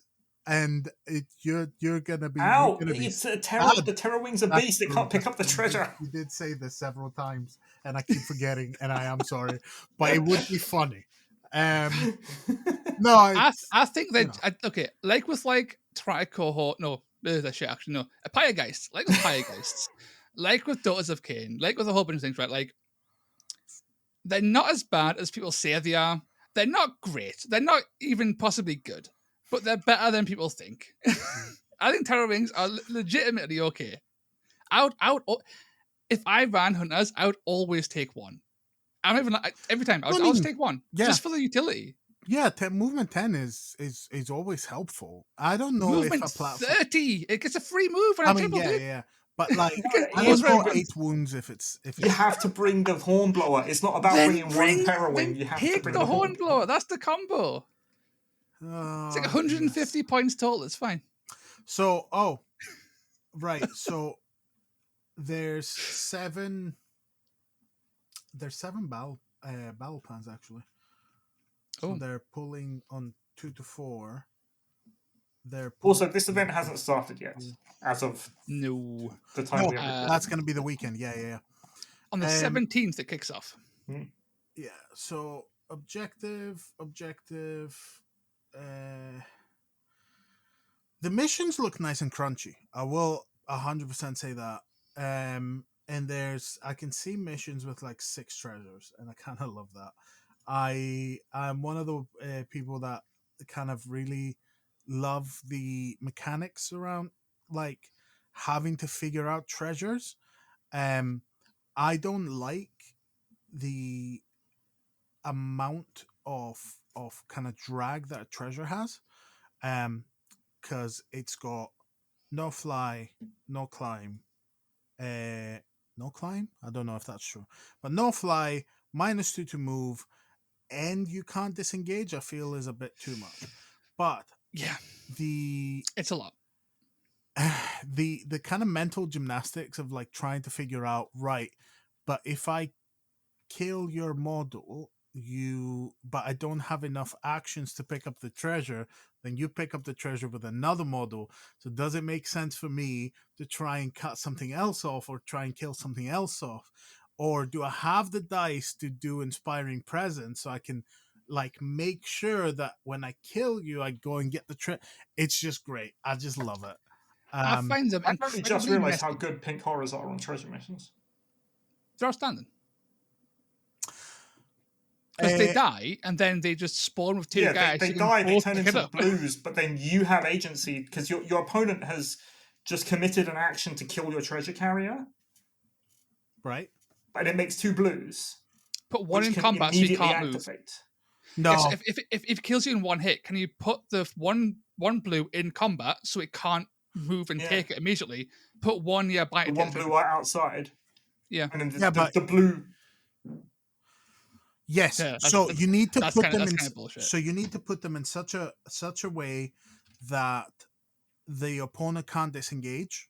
Because I think you can, if you cannot pick up on a disengage. It has to be a move. Has to be moved. But isn't Must be a disengage a move? Nope. No. It's a separate action. Move is an action. Okay. Yes, capital M move. Fair enough. So that's very Yes. annoying then. But also, like the blues don't immediately. No. I'm talking about player agency, right? Oh, right. Yeah. You've just spent an action to kill the treasure carrier. Yeah. Usually, it will be on a move attack action because there's no way you're starting a fight, like starting a round in combat. Because if your opponent's playing as they're supposed to be playing, like playing well, you can kind of avoid that. So on a move attack action, you kill the pink, and then the pink pops into blues. The pink drops the treasure within an inch, but then you immediately have the chance to activate. And it's not a case of like, so normally the way you play treasure missions, if you've got the treasure carrier and then he's got like a buddy, right? And the whole point of the buddy is that when the treasure carrier dies, the buddy then activates to pick up the treasure. Pinks bring their own buddies with them. Yeah, pretty much. Yeah. Society, No, little absolutely. pinatas. Because you can just. Because you can be engaged to stop your opponent from getting it, and then you can disengage and then move and take it away. You can't go too far, but you know. No, because you can. You get the way split works, two blues when the pink dies. You get 2 blues. Yeah, but you wanna. But So you want to block the person.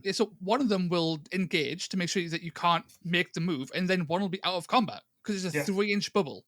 Yeah, so you split within 3 inches. Yeah. No, I know. But the thing is, like, then one just scattles. You can then disengage and get yourself as close to the treasure as possible, so that when your blue picks it up, you're engaged, so the blue can't run away. No, but there's no way to do that. The blue activates next. Yeah, so but if you're on the objective, if you're on the treasure, you can't be. Yes, if you have one extra action, no. disengage. So you can't finish on the treasure. It's a object. Yeah, the treasure token. So you're not allowed to finish. You can never have your 1-inch bubble outreach the 1-inch bubble of the treasure because you have to always be behind it from one angle. Oh yeah. No, I get. Yeah, so you'll never engage them. They'll just pick them and run away. Sorry, I got pink horrors on the mind because I yeah, no, that's fair. That's fair. Endless distractions is great. There's something you can do, but it's a good point. Yeah. It's. I've played the Warband twice now, so I've played a few. The best part is when the blue horror dies, he can fucking split too. Turn into a brimstone. Yeah, it's one of the. I will say, and it will probably come up because one of your opponents at UK Games Expo will go, "That sounds like bullshit," and I will say it now. I am not taking sides. It is literally every single rule that Zinch Demons has is bullshit. When I was playing Nephilim, people were like, there's no way you can just teleport into combat and out of combat within 3, not wholly within, which means you can teleport on the ground floor and put your mini on the first floor. I've done it before. It's insane. And you get away with it because that's how it's written. It says within. As soon as you touch it, you're good.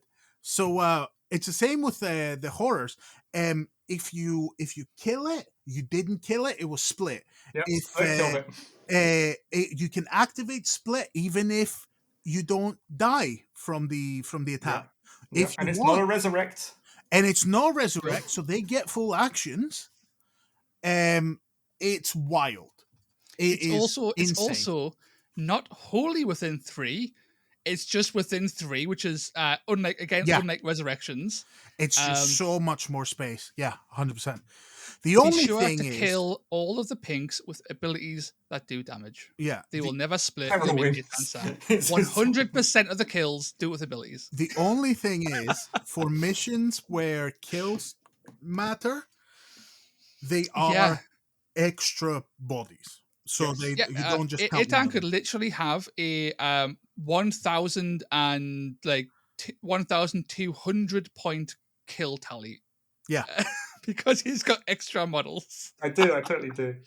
6, 12. Oh man. Okay, so my 8-man warband, I have to paint 18 models. That's so good. I love it. That's so stupid. Do you have 4 pinks? No, I got 2 pinks. 2 pinks. 2 pinks turn into 4 blues, but I'm running another 2 blues, and all of them turn into brimstones. Insane. And then the rest of the warband.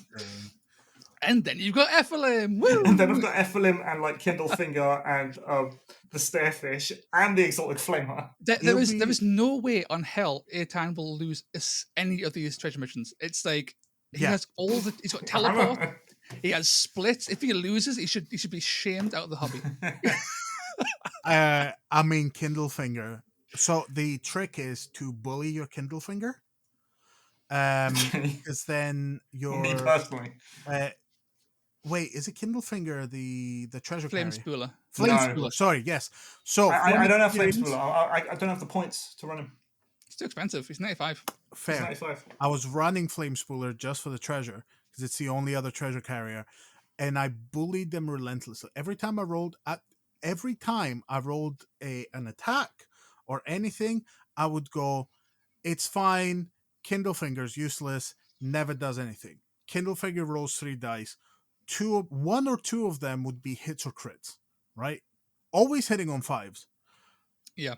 Doing his demonic best just to be accepted. And it's terrible. And it weighs on my soul. But you know what? He did great. Every single game. Getting I love low quality range attacks because the way damage works in Warcry, things get left on one wound fecking constantly. And that's where Kindlefinger and Flamespooler come in. Snipe away. Get fucked. Yep.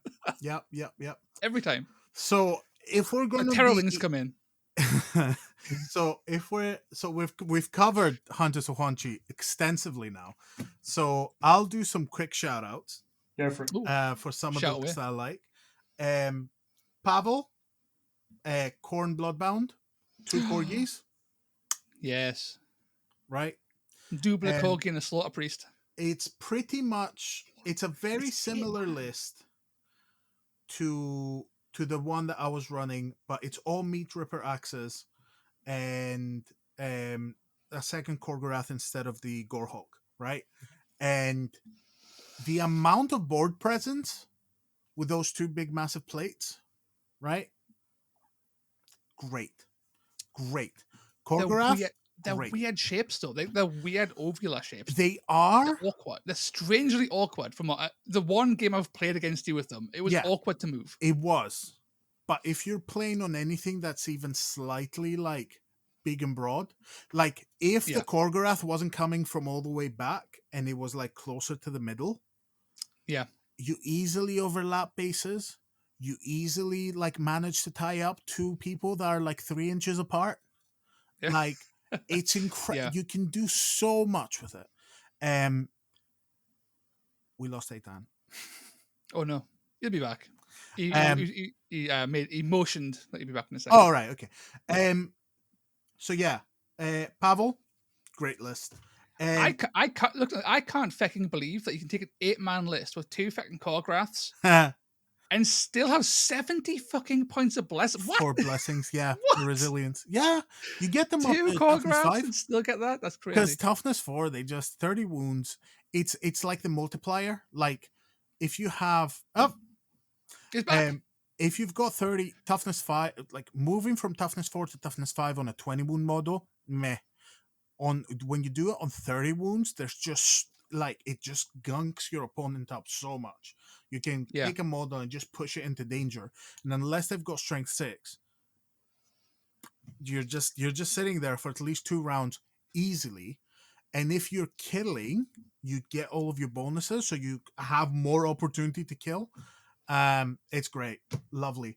There's a couple of Thunderstrike lists.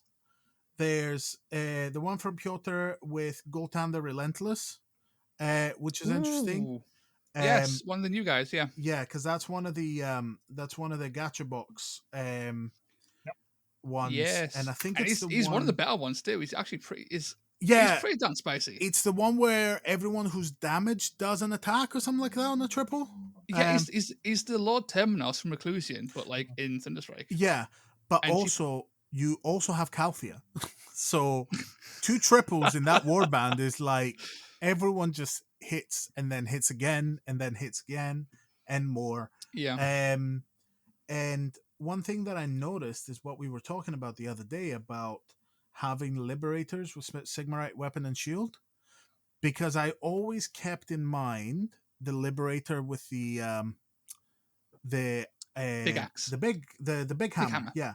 And how it goes from 3 to 4 when you're doing the ability lay low the tyrants. It takes you to all hits being crits. It doesn't really make much of a difference. 3 to 4 is still something, but it's not as much of a jump. And then you reminded me that the base liberators, the normal liberators are like 2-4, and if you with 4 attacks, with 4 attacks, and if you bless them for crit, they go to 5, 2-5, and then suddenly everything's 5, and it's a much bigger jump, and you're paying way less for it. Suddenly, you've spent like 150 to 160 based on if you've got a shield or not. Yeah. And now against a big elite or a hero or whatever, you're now a 5-5-5-5 profile. Yeah. I just point out one of those one tapped my 35 wound Medusa. Just gone. Instant death. I think, damn. That's a 300 point model. One tap by a 140 point model. Was it a one attack? I love it. I love to see it. Was it a 1 attack? It was 2 attack actions. Why did you have your Medusa on 2 attack actions? That's on you. I don't want to talk about it. You know what? It's a learning bit. Also, Yaroslav running 1 box Gorger Maw pack. There's a couple of them, yeah. It's great. Salute. It's not going to be very quickly. I want to revisit Gorger Maw pack. I think I was wrong in my initial how to build them. Interesting. So I said, you need to make them as big as possible, right? So just bring a whole bunch of normal Gorgers. But I keep looking at that Great Club.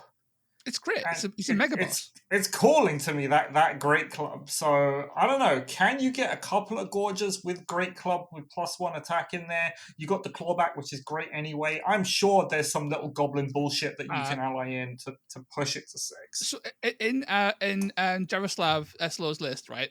He's got a cave howler and a club. You could drop the cave howler for a second club. There's definitely a space where you could get like 2 great clubs with +1 attack blessings. They're basically just mega bosses that are less durable but way faster and hit just as hard. Yeah, they'd be what? They're moving 5 charge, 8, range 2, range. 3, 6, 4, 8. Yeah. Get fucking slammed in the ground. Kind of huge. They're great. So 1 might be enough though. 2. I agree. Listen, I think that the problem with Gorger, right, is that they come across as the type of warband that you don't really need to think, right? It's like, hey, I've got the big unga bungas and I'm here to like smash things. But I do think that there's a lot of like nuance in how you play, as with every elite list. There's a lot of nuance in how you play it, and also to even have a chance in a treasure mission, like you have to play 5D chess to get your guys to like So do what they need to do. So one guy can hold it. you Yeah. got Normally. 335 points to get another 3 fighters at least in there.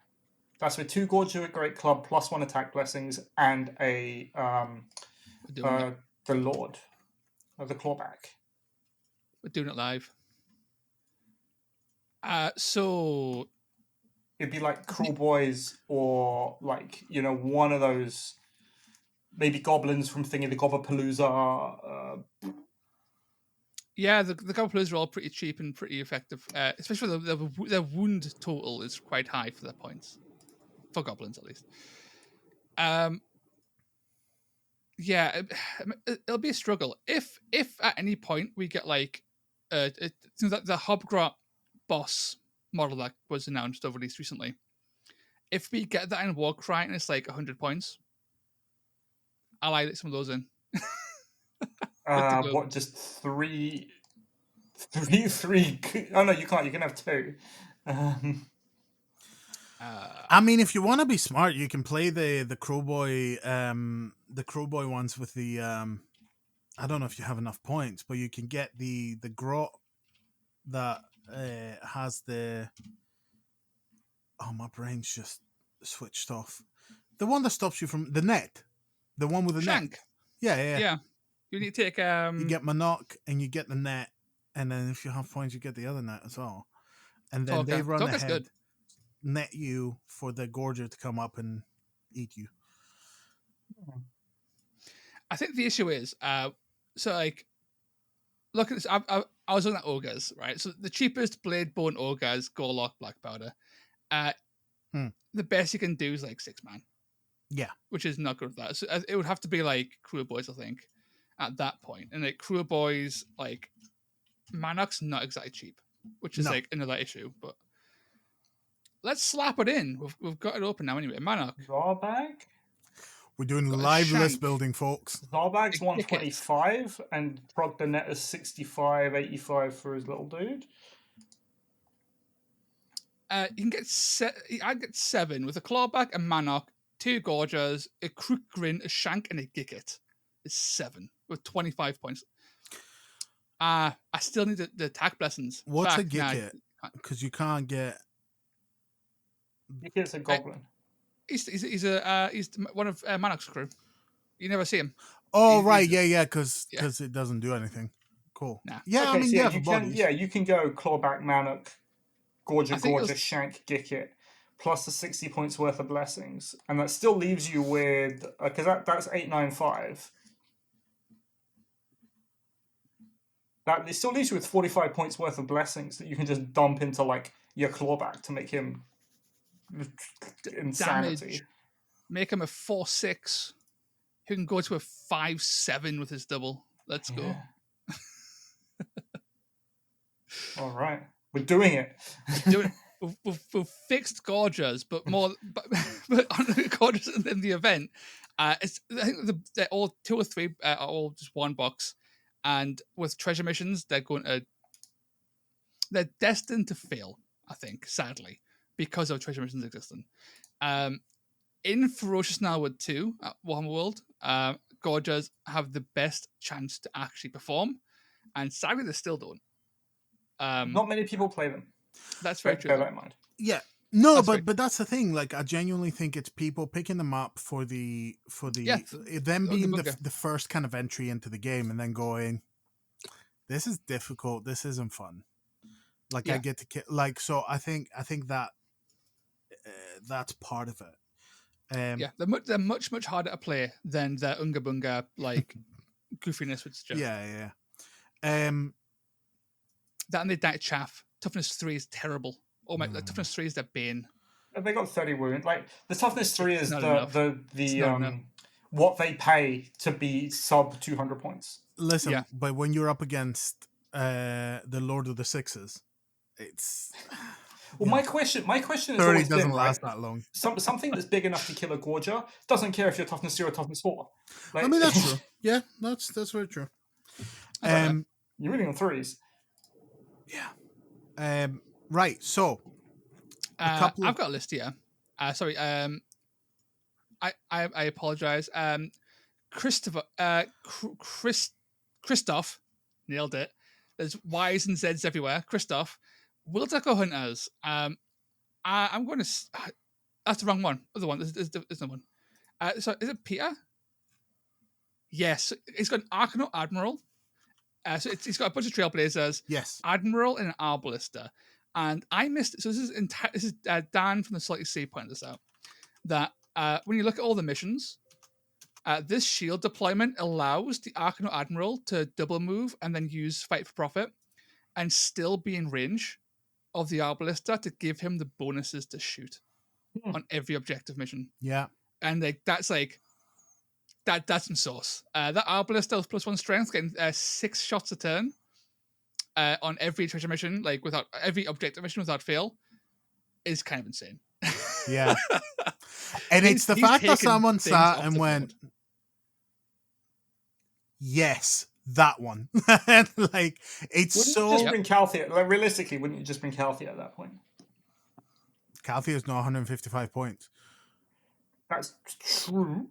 And That's very the true. Arcanaut has a lot more. Because the thing is, you don't care about more than one. You just want to buff your Arcanaut. Not your Arcanaut, sorry, your Arbalester. So because it's so focused, you can go for a few points. The Arcanaut Admiral has an actual, like, has a really decent melee profile. Profile's Like, fine. because it's not just the extra dice, it's also the fact that if anyone tries to kill your Arbalester, they suddenly have to deal with, granted, like 4/4 because it's not blessed, but 4/4/3/5 tiny angry It dwarf hurts. with It hurts. like a revolver. So, you know, I have a lot of love for the Arcanauts. And this seamlessly takes us to the next list, which is JT Roshim, Caradron Overlords. Here we go. Very, very familiar list. Is that your list? No, because it's very similar. Because the Engine Master is the flying one instead of the hammer one. Right. Okay. And there's an extra privateer, I think, or two. Oh, there's no Thundrick either. There's no Thundrick either. Yeah. But you've got Kazgan for the move with the balloon. You've got some more privateers. Yeah. But the important stuff is there, right? There's no buffs to the crits, which makes me sad, because there was nothing better than rolling a 6 on a 75 point model and going, that's 6 damage. But my blessing to this list. This list should do really well because it plays to what is good for KO. Couple of models for speed, and then just flood the board in angry pistol dwarves, and then have an Arcanaut Admiral just smash things with a hammer. Great, fantastic. I am a huge fan of. So I haven't been massively in touch with Caradon, right? But from my understanding of how Caradon's evolved since their nerfs over 2 or 3 FAQs, they've went from Aether cannons and spam pistols, and they've now gotten much smaller, but their lists are still performing really well. And I've seen more and more balloon boys. Yeah. Right. So they're getting rid of all their big guns and they're replacing their big guns with balloons for mobility. And they're expensive, sure, but it's still a movement 10 fly piece. And some of them are pretty darn good. And I love that for Caradon. They're no longer, you can still build that way if you want to, I guess, but they're no longer just I'm a gun line, get fucked. It's I'm a gun line with cool shit. All for that. Yeah, I mean, cool shit. It's very much gone from the big massive, buffing the big massive cannons and just having artillery, to the shooting is what you do when you're in position and you're trying to Yeah. chip things. It's not your main damage dealing. No. That's why I took the two hammers, because under the covering fire, you can run in with the big hammers and just lay the law down, because they've got really efficient, like 3-5-3-5 and 4-4-3-5 are very good Yeah. attack profiles, especially when you buff them. I do I have think a 9-man list that has 4-5-3-5 and 4-5-3-5. Into the two dwarves, like, just buffed because of the amount of points you have. yeah. But it doesn't feel too oppressive, because if you can close the distance to the poor dwarves, like gorgers eat arcanauts for breakfast. It's just that you don't get that many gorgers, so it's no problem. Well, I think the like your list was great, and it follows like a really solid like design like structure that I would enjoy, and that's having every single. It's basic, right? Everyone, it's I it's how I would make this as well. Is I have a big fucker in every deployment group, and this big fucker is protecting the little fuckers. Can't do shit. If you want to attack my little guys, you can hammer in the face, and it's awkward to deal with, right? KO are really efficient for their low point leaders who can just crack your skull in, and the whole time, especially in the you did it as well. Having like, an admiral or an engine master with like two fucking spears behind him, that shit kills anything. That's enough ultra Yep. high value, like just good quality damage. Anything that goes near that just dies. They just die. Unless it's Night of Shrouds on Ethereal Steed. Don't remind me. Don't remind me. Right. That's a good list. I've got one here as well, sorry. Go for it. Is Flame Seekers. I saw that. As per. Now, I wouldn't run this quite like this, because I've got my own styles. This is a great list though. Runefather's Bakaz, the best Runefather. Cephania, which is the octopus with might, which is it goes to a 8-4-1-2, which is really cool. Then bunch of scale breakers, a Thane, Sireny, and a Drothmaster. This is wild, because it's got the spiking of ignite weapon. It's got the whip that can whip Cephania go 10 inches, attack 8 times, activate Cephania, and attack 16 more times. This thing gets 24 attacks a turn. Yep. You know, I With wonder. an 11-inch threat range. I wonder You if plus time one that. base damage might be better. You know. I personally went with plus 1 crit, so it goes to a 8-3-1-3. To An see your crit efficient. 8-3-2-2 means just like any 5 or 6 you roll is 2 damage.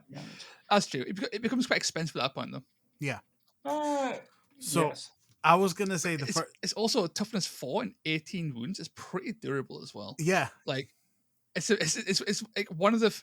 There aren't many beasts in order that you can take with the Drothmaster, but Cephania is like up there as like one of the best by far. It's such a good piece, and Sireny is a really cheap, powerful 3-shot wizard.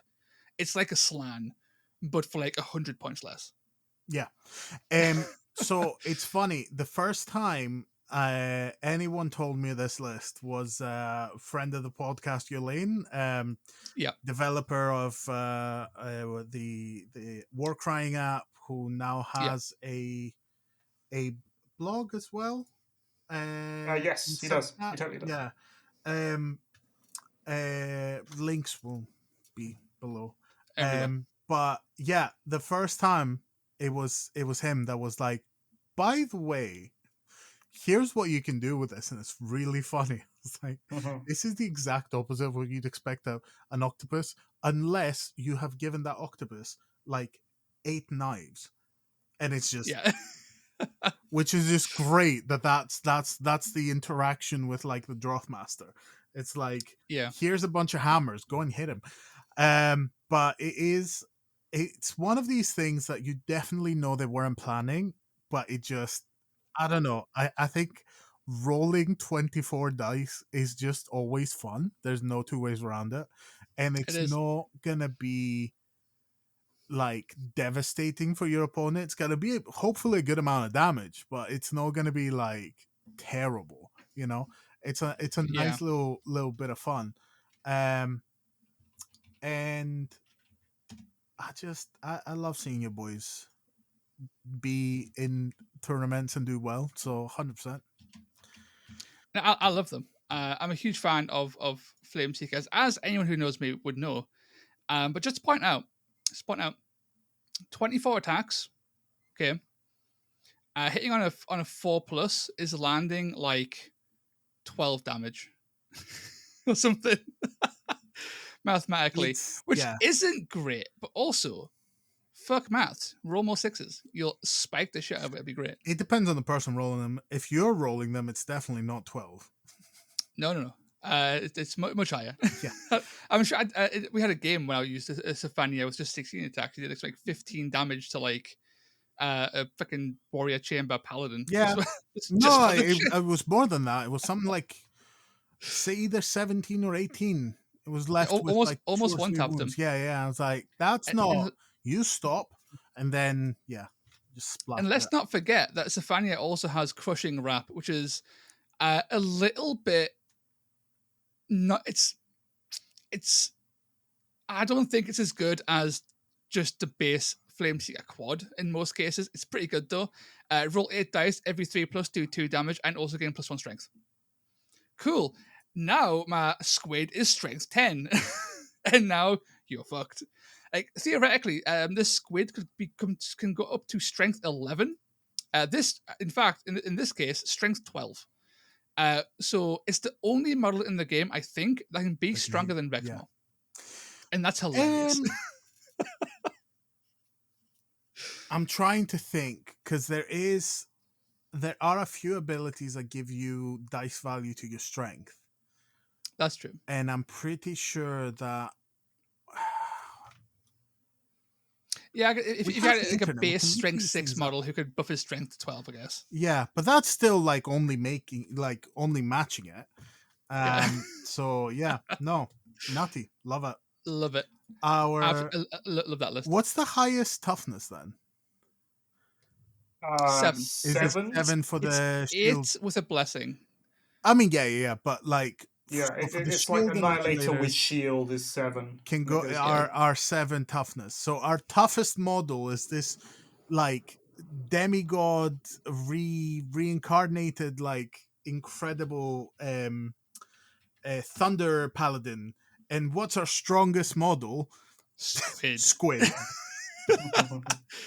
Technically, yes. The toughest model in the game is a reaction buffed, double buffed Ogre Warhulk. Ah, yes. Who goes to toughness 8. He goes to toughness 10. Capped out at toughness 10. Okay. That's fine. I'll take that. Probably the best. It's like he starts at 6, right? Then he goes +2 for the reaction to 8.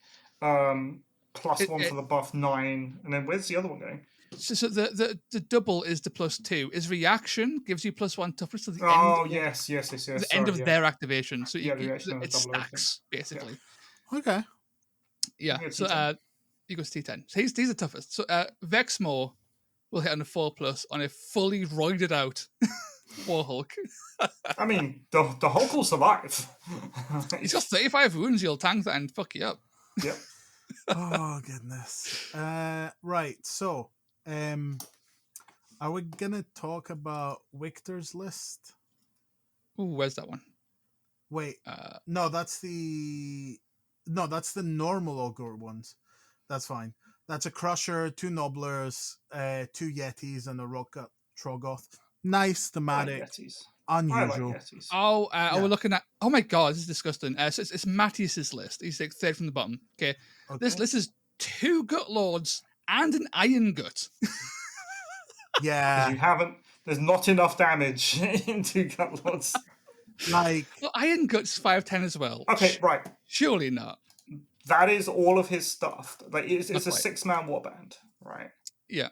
And just because you have 2 gut lords at 6-man, like you're gonna have problems potentially. So Like I that mean, the Iron movement's Gut could just definitely be in a range basic 2. ogre, and you could get a couple more Nobblers in, for example. So me and Rob have had this back and forth. I'm sure you have had the same back and forth of, can you play around it? Yes. Are you going to be sweating by the end of the game? And still, like, yeah, no, not you, mister. I have 13 models and I can just slowly feed you a little diet of like 15. 15. That's Yeah. it, right? Like 6-man warbands have such a right. Okay, I think it's a product of, again, the local player base and the local meta and how people like to play, right? If you're in a local meta where the majority of your lists are like 7-8-man warbands, or even let's be generous, 9-man warbands. Yeah. Double gut lords with might mix right, they'll walk into you and you'll run them over. And this is also, we're in an environment at the moment where people seem to be, and I have no clue why, although you don't see it as much in this tournament, forgetting their debuffs and nets and stuff that will slow things down. We're seeing a lot of Sirene in this event, which I'm real happy at, because Sirene is one of the cooler tech pieces that we've had in a long time. She's really cool. Yeah. Hit Firex that on stream once, and he had 2 paladins on a ledge they couldn't climb down for 4 whole turns. I thought I was being smart. I was like, put them up there. They will jump on your model. I'll be fine. It'll be great. And they're just sitting up there. One of them was gave a me the protector, first so activation, so I could go, could immediately do it. It's great. Yeah, Sireni's amazing though. So yeah, but people aren't bringing things like nets and things like debuffs and movement debuffs and all the weird fruity things that can and will basically make a Gutlord very, very sad. It's just a lot of, here's my big smashy thing, you have your big smashy thing, and unfortunately the Gutlord is the biggest smashiest thing. So where's the True Bloods, right? Like, where's the where are the True Bloods? So I wrote I mean, three Titans is a lot to deal with. Like with True Bloods, to be fair, one will likely die due to activation order. However, at the same time, netting one of his Titans base guaranteed shuts down like a fifth of his list. Yes, and also another Titan will have to come through and like deal with the True Blood. So that's because the Nubblers aren't doing shit. Well, yeah. Like I maintain still to this day, and I should have taken it to an event, but I never did. Remember that 9-man list, the Skaven list with double True Bloods, and the True Bloods were being bodyguarded by Storm Vermin. Yeah. Storm Vermin. It was basically the entire list was Skabic, 2 True Bloods, and then you fill out with Storm Vermin. That list is crazy good because it shuts down exactly lists like this, and that's basically it, because it takes the other route, which is I don't need to kill this big scary monster, I can just negate it, and on turn 1 it's not doing anything anyway. If you can make it not move for at least 2 of the next 3 rounds, it's nowhere near getting its you're not getting value out of it. No. And that's what we see. Like, people are neglecting the nets and neglecting all these kind of things. That's why we were talking about Hunters of Huanchi with Hurled Bolus. You roll that 666, like, it's like, haha, okay, well, yeah, now you've only got 1 action. Good luck. You're not getting it. You can't even attack now, dude. Like, you can't even attack it. Yeah. Or you go Bellow of the Carnosaur. Okay, well, now you're at -1 move and you're at -1 attack. So it's like, all my damage. You see things like you don't see Fire Slayers anywhere, right? But when I played Fire Slayers recently, the first thing I put on that list was an Auric Hearthguard basic guy, like 100 points, 15-inch -3 to your movement. Doesn't need to hit. You just get fucked up. And like a Gutlord, as fast as he is, movement 4, range 2, he has to burn on the Moor Path just to get anywhere. He's moving 1 now. A Vexmore movement 1. All the big Titans got movement 1, movement 2, and you can just shut them down, guaranteed for the whole game. Like Croxico, I hit Croxico recently with it as well. He had 2 Croxico, literally couldn't activate. Seraphim don't even have any movement tricks, right? He barely got out of his deployment zone with his Croxico, and that was his big threat. It get fucked, right? So the control is really strong. This list though is also really strong. I expect it to do really well. But I think people do need to start looking a bit more like we saw it a lot with Skaven, right? my big thing can't kill rat ogres. Say, cool, fucking stop trying. I Take can't a different outbox Mike approach. Tyson. Yeah, it was like my Croxigore can't beat a Rat Ogre and a Packmaster. Well, of course it can't, because your Croxigore is like 100 and whatever points, and a Rat Ogre Packmaster's over 300 points worth of stuff. So it's not going to. Yeah. But the mentality Really? is, this is my big thing. It should be able to outfight other big things, but you can't, because Yeah. not all big things are created equal. Yeah, it's like I'll stand fast, hold firm that the Vargul, for example, despite it being Vargul's great. 300 points, Great. and like the Death Titan is nowhere near as good as, in terms of raw stats, as other Titans, is actually legitimately fantastic. And people It's great. should use it more often. Do you know what the secret of the Vargulf is compared to every other Titan in the game? It's feckin' fast. No. It can bring a Resurrect Caddy with it. That's true. Keep on bringing it back. When it dies, it comes back to life. I played a game. I played an event, right? And I was playing Nighthawk with a Vargulf. This is before all their buffs, by the way. And I had a Vargulf resurrect 3 times in one game. It would basically, you'd like do all your stuff. It would die, and then end of the turn resurrect. Beginning of the next turn, run in, throw your attacks. It will die. End of the turn, resurrect. Yep.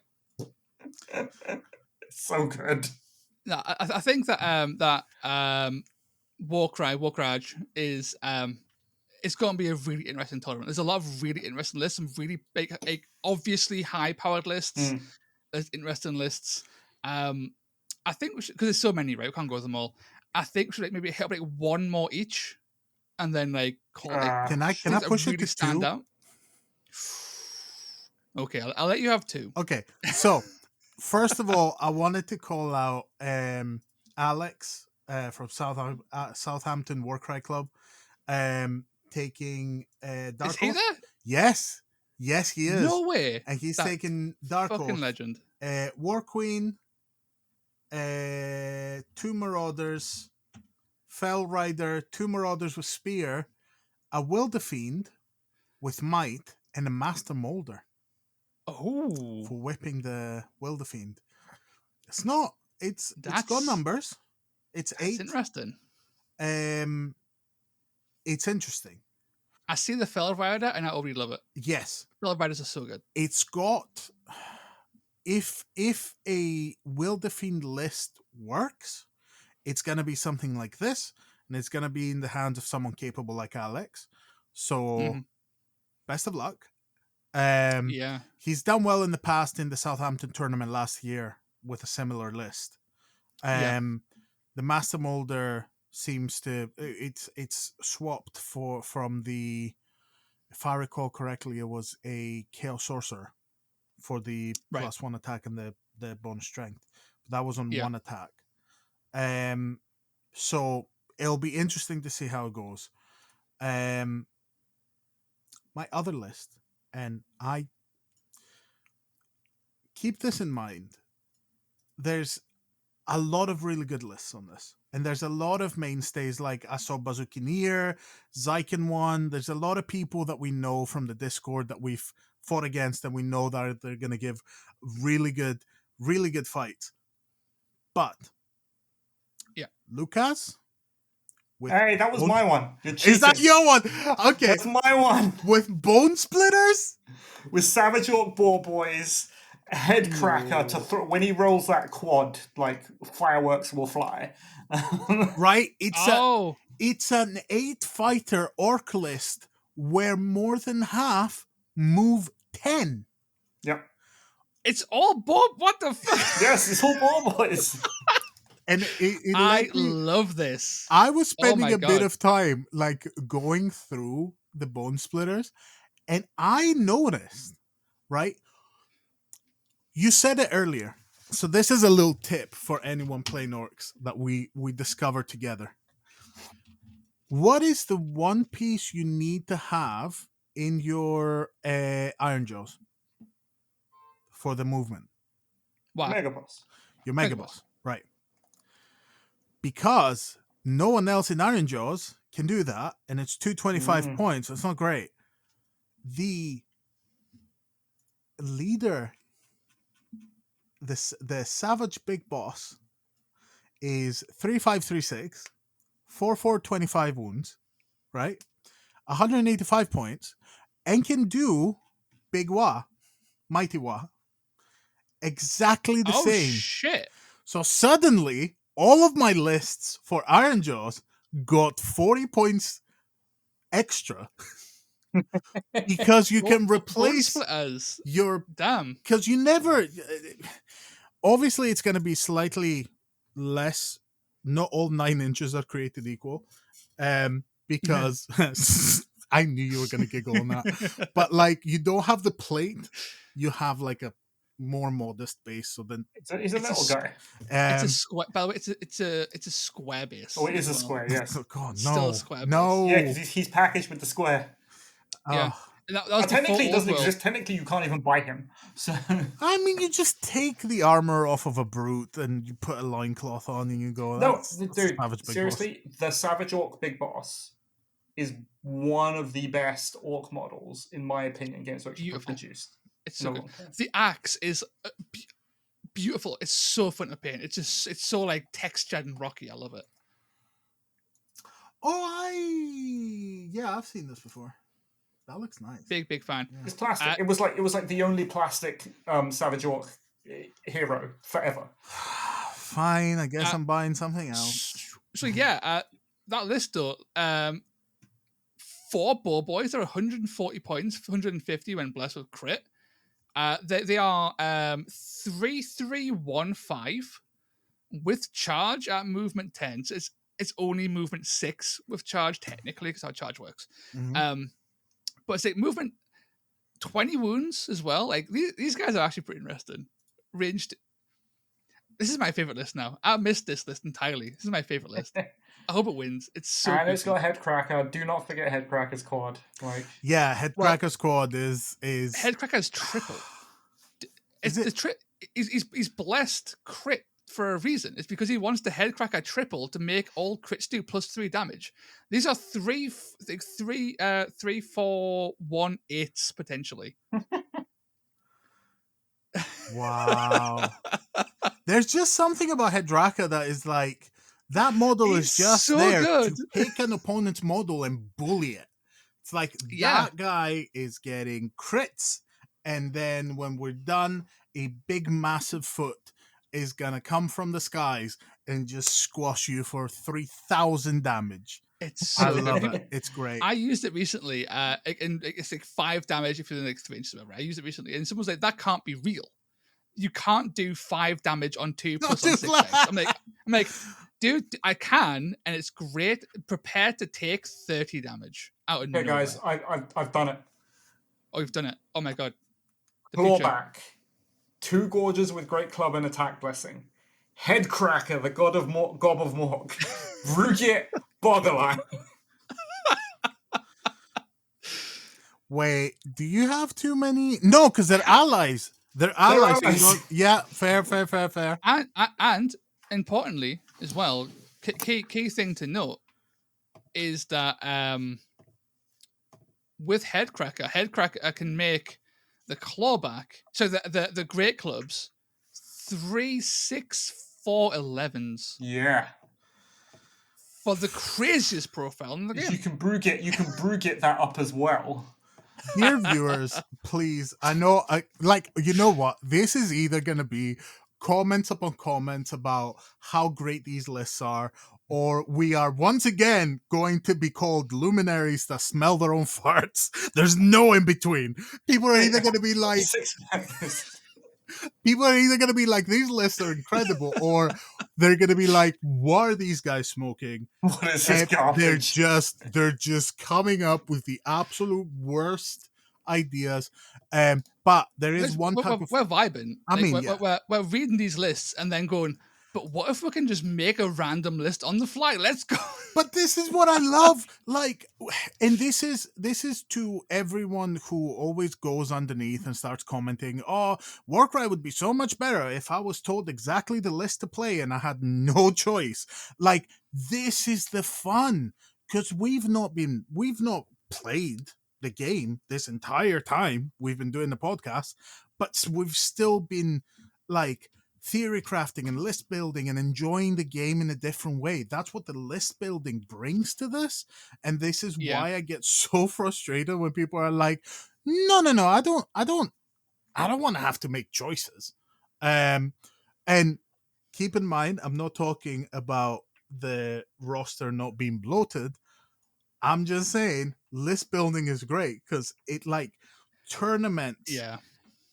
like bring these up. Like people have ideas and then that gets moved on to someone else and then that person tries something different and you have all of these weird and wonderful lists where even if it isn't like a list that is, you know, absolutely groundbreaking, like it's still your list and you like it. And when you see someone Yeah. playing something similar, like, you know, it's happened to us a few times, like you just go, yes, you get in there, you get them. So yeah, no, big fan. My favorite list is now actually the Savage Rock list. It's too hilarious. However, Bazikinia, Yeah. their list is this is the kind of Sylvaneth of a trap faction, right? Because their Kernoth hunters are so good, people tend to take 3 and often take multiple masters, and then you end up having like an 8-man or a 7-man warband, and they don't perform because you've spent too many points on big things, and your smalls all die, and you don't actually have the damage output because Kernoth hunters, they aren't amazing damage dealers. They're okay. They're more tanky than anything else. So Baz comes in with like a list I like everything about. So he's got no Huntmaster, which is the big thing. 0 Huntmasters. He's got 2 Kernoth Hunters, one with sword, one with scythe. 2 Spites, 2 trees. So he's got 2 nets, 2 teleports. He's taken Anslin, the Revenant Archer, and then Skaith, the Huntsman, the Centaur, with Destiny. So Destiny. I'm Plus wondering. +1 wild dice. +1 wild dice is so cool. But that's the thing. Like she completely understands that she needs all the tools. She needs extra dice to do all of the nets and the teleports and all of that. You never have enough. No.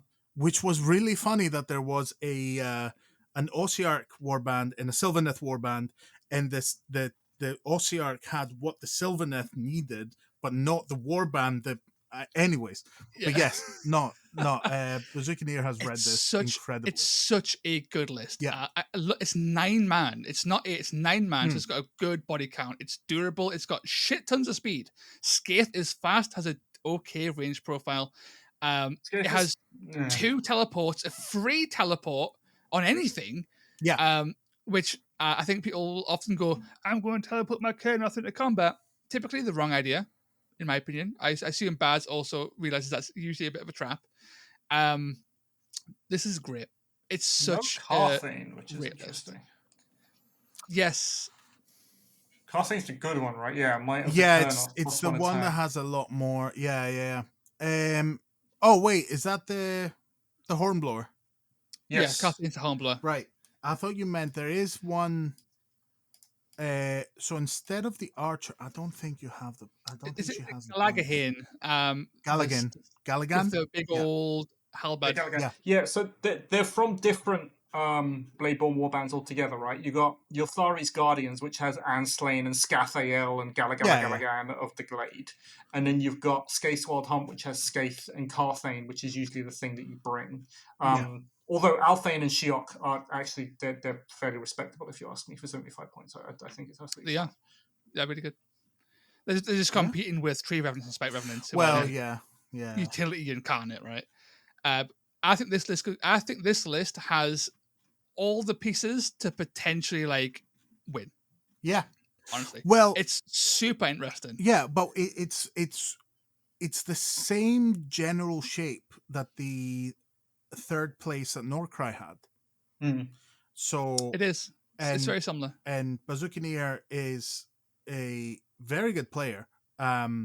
So I, no pressure, but yeah, I can definitely see another very respectable positioning for Sylvaneth.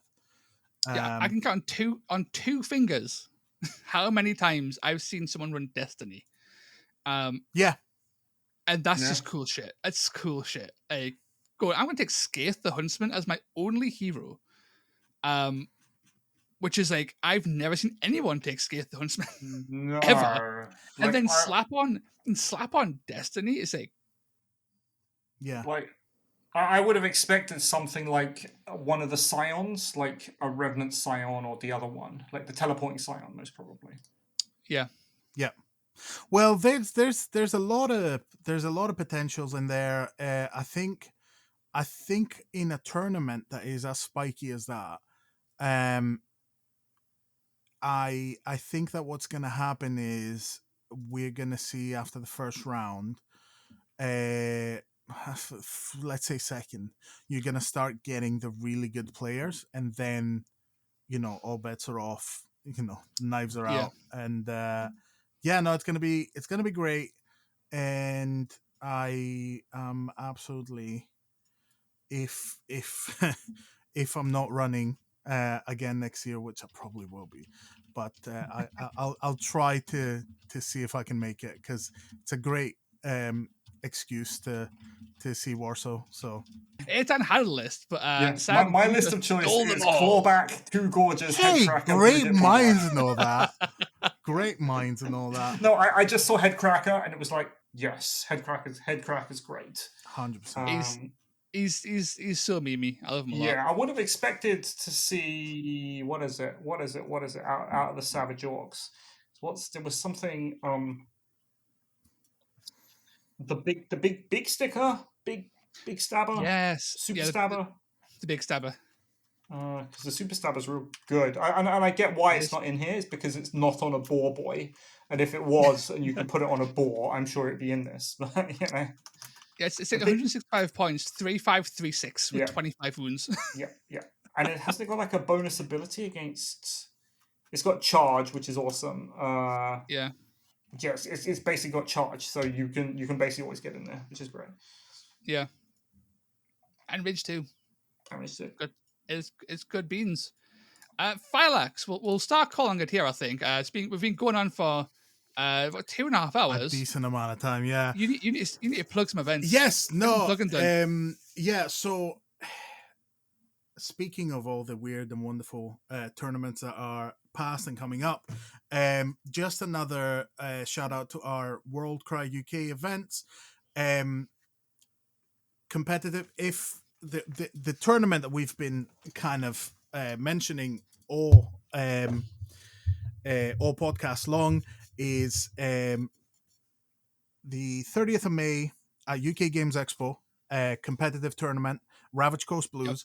Yep. Everyone present will be present. So it's going to be really good. We currently have 45 players. We've got 3 tickets left. So don't delay. And if you're looking for a more relaxed, more narrative experience where you can bring your custom warband and like have a good time, going through some really nice scenarios like hand built by Warboss Kurgan. You can find us on the Sunday the 1st of June at UK Games Expo. I think sometime later this week when this comes out, the pre-order should be up for Tabletop Scotland. I need to remind myself when Tabletop Scotland is. September 5th to 7th of September. Yeah, so it's gonna be on the Saturday.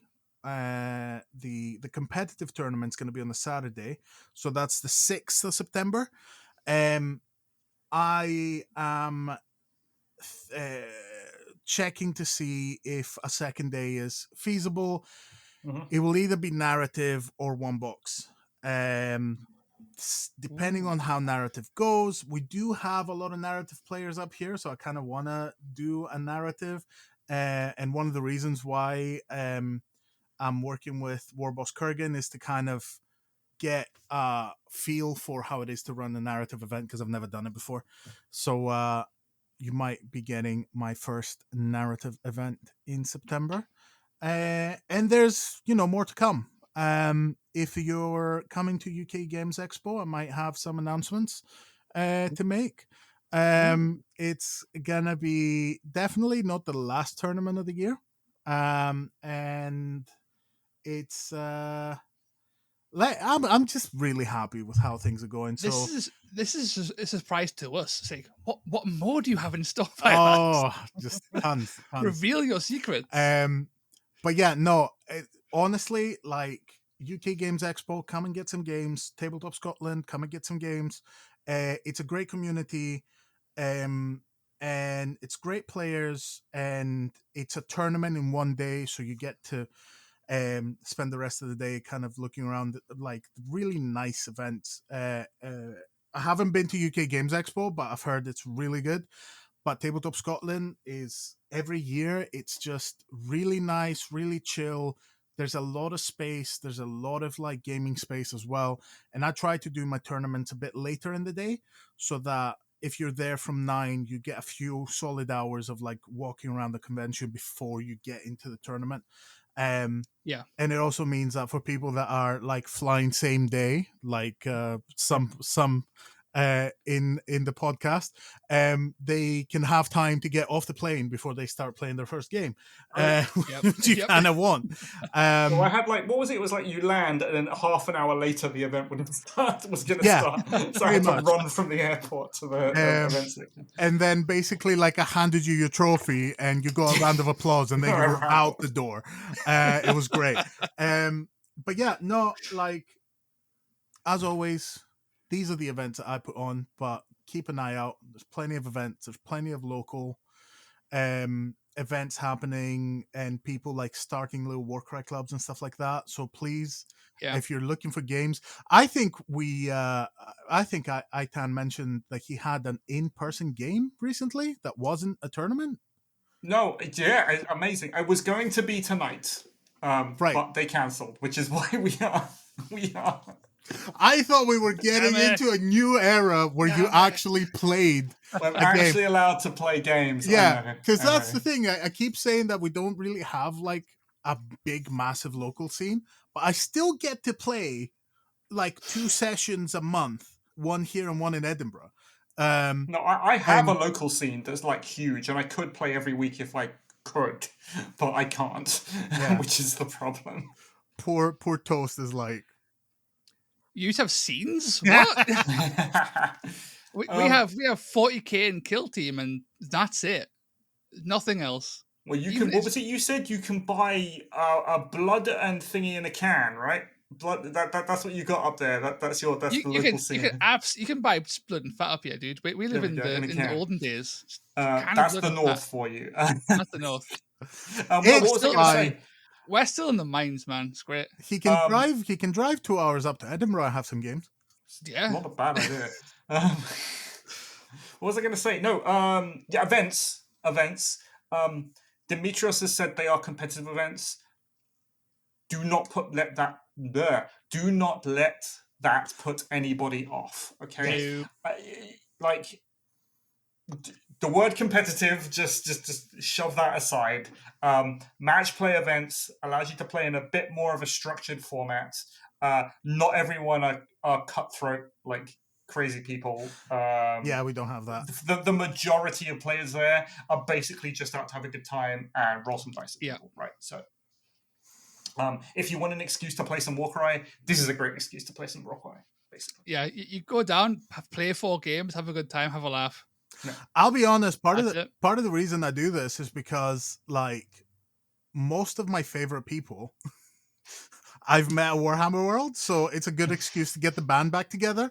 But yeah, no, thank you. 100%. That is 100% correct. Because when we're talking about competitive and Warcry, it's still like the chillest experience taboo. Because it's the nature of the game that while everyone tries to, and I think it's a tagline that 3 Heroes 1 Chaff use all the time, playing the best games of Warcry that you can, but that doesn't mean that it's unpleasant or like, it's you don't want to have bad games. And I've never had one. Some of us are more lucky than others. I attract them. But I was Let's gonna. taste the bullet so we don't have to. I'm the community's martyr. So I am. But the thing is, it goes to someone who knows how to deal with it, because I don't think you've played the same bad person twice. So No, it's what they're happens. taken when out you- back and killed. No one will play them again. No, in Minecraft.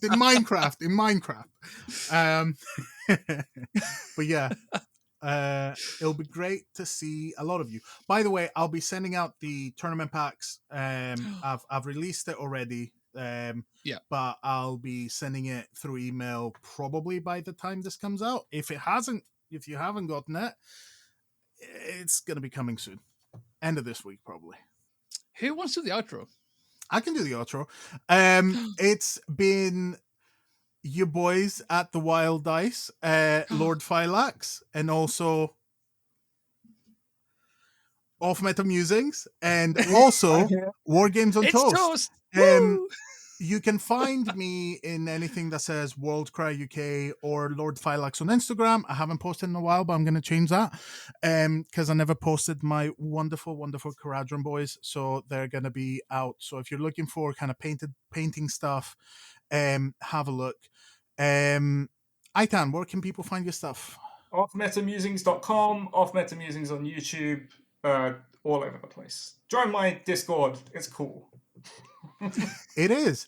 And I'm not going to do it again because you shout at me every time. You can War find Games- me right here. You're You're already here. here. Yes. War Games on Toast. You're I also already It's get, here, him. I, also, Mano. It's Yeah. I get wheeled out every few weeks, every few months onto Aitan's channel too, so you'll find us there occasionally. Yeah, when we have things to record, I do wheel him out every now and again. If you like Warhammer Online from I was circa gonna say, 2008, we have a series on Off Meta's We channel. have a Check series. It's a short thing. If you want it, you need to watch it because You, not many people want it. dear viewer, you have not had a stroke and you have not been transported to 2005 somehow. Was it 2008? 2008. Oh God, that was right at the start of the financial crisis as well. Those are Yeah, it was. dark times. But yeah, That's when no, they released it's- Warhammer Online. You's having a good time. I've not gotten around to watching that. Is it good? What, Warhammer Online? Yes. Yeah, we had it's- fun. We it's played for a good. couple of hours, and I think it was fun. It was good. Good. You Watch it. didn't sell this as well as you should, so Well, let's try it once again. It's incredible. It's amazing. It was amazing. I like Wait. the nostalgia. If you're into the old world and you are outselling Age of Sigmar because it's the old world, come and join me and Toast in Outdorf. I am terrible at the game. We become rat hunters. That's all we We need to- find we kill a level 15 rat, and inside of the building there's a naked man, Yes. fully naked, Yes, tied with to no the floor. legs. he's warped through the floor with ropes. Yes, it's Naked high bondage. quality production. Bestiality. It's amazing. If you want more of that, leave a comment. If you want a pair of ratmen, If you want the rest of the man, leg. I better see 10,000 views on that video. It was fun. It was a lot of fun. I enjoyed great. it. You sold it a lot better the second time, so I will probably go and watch that. But yeah, no.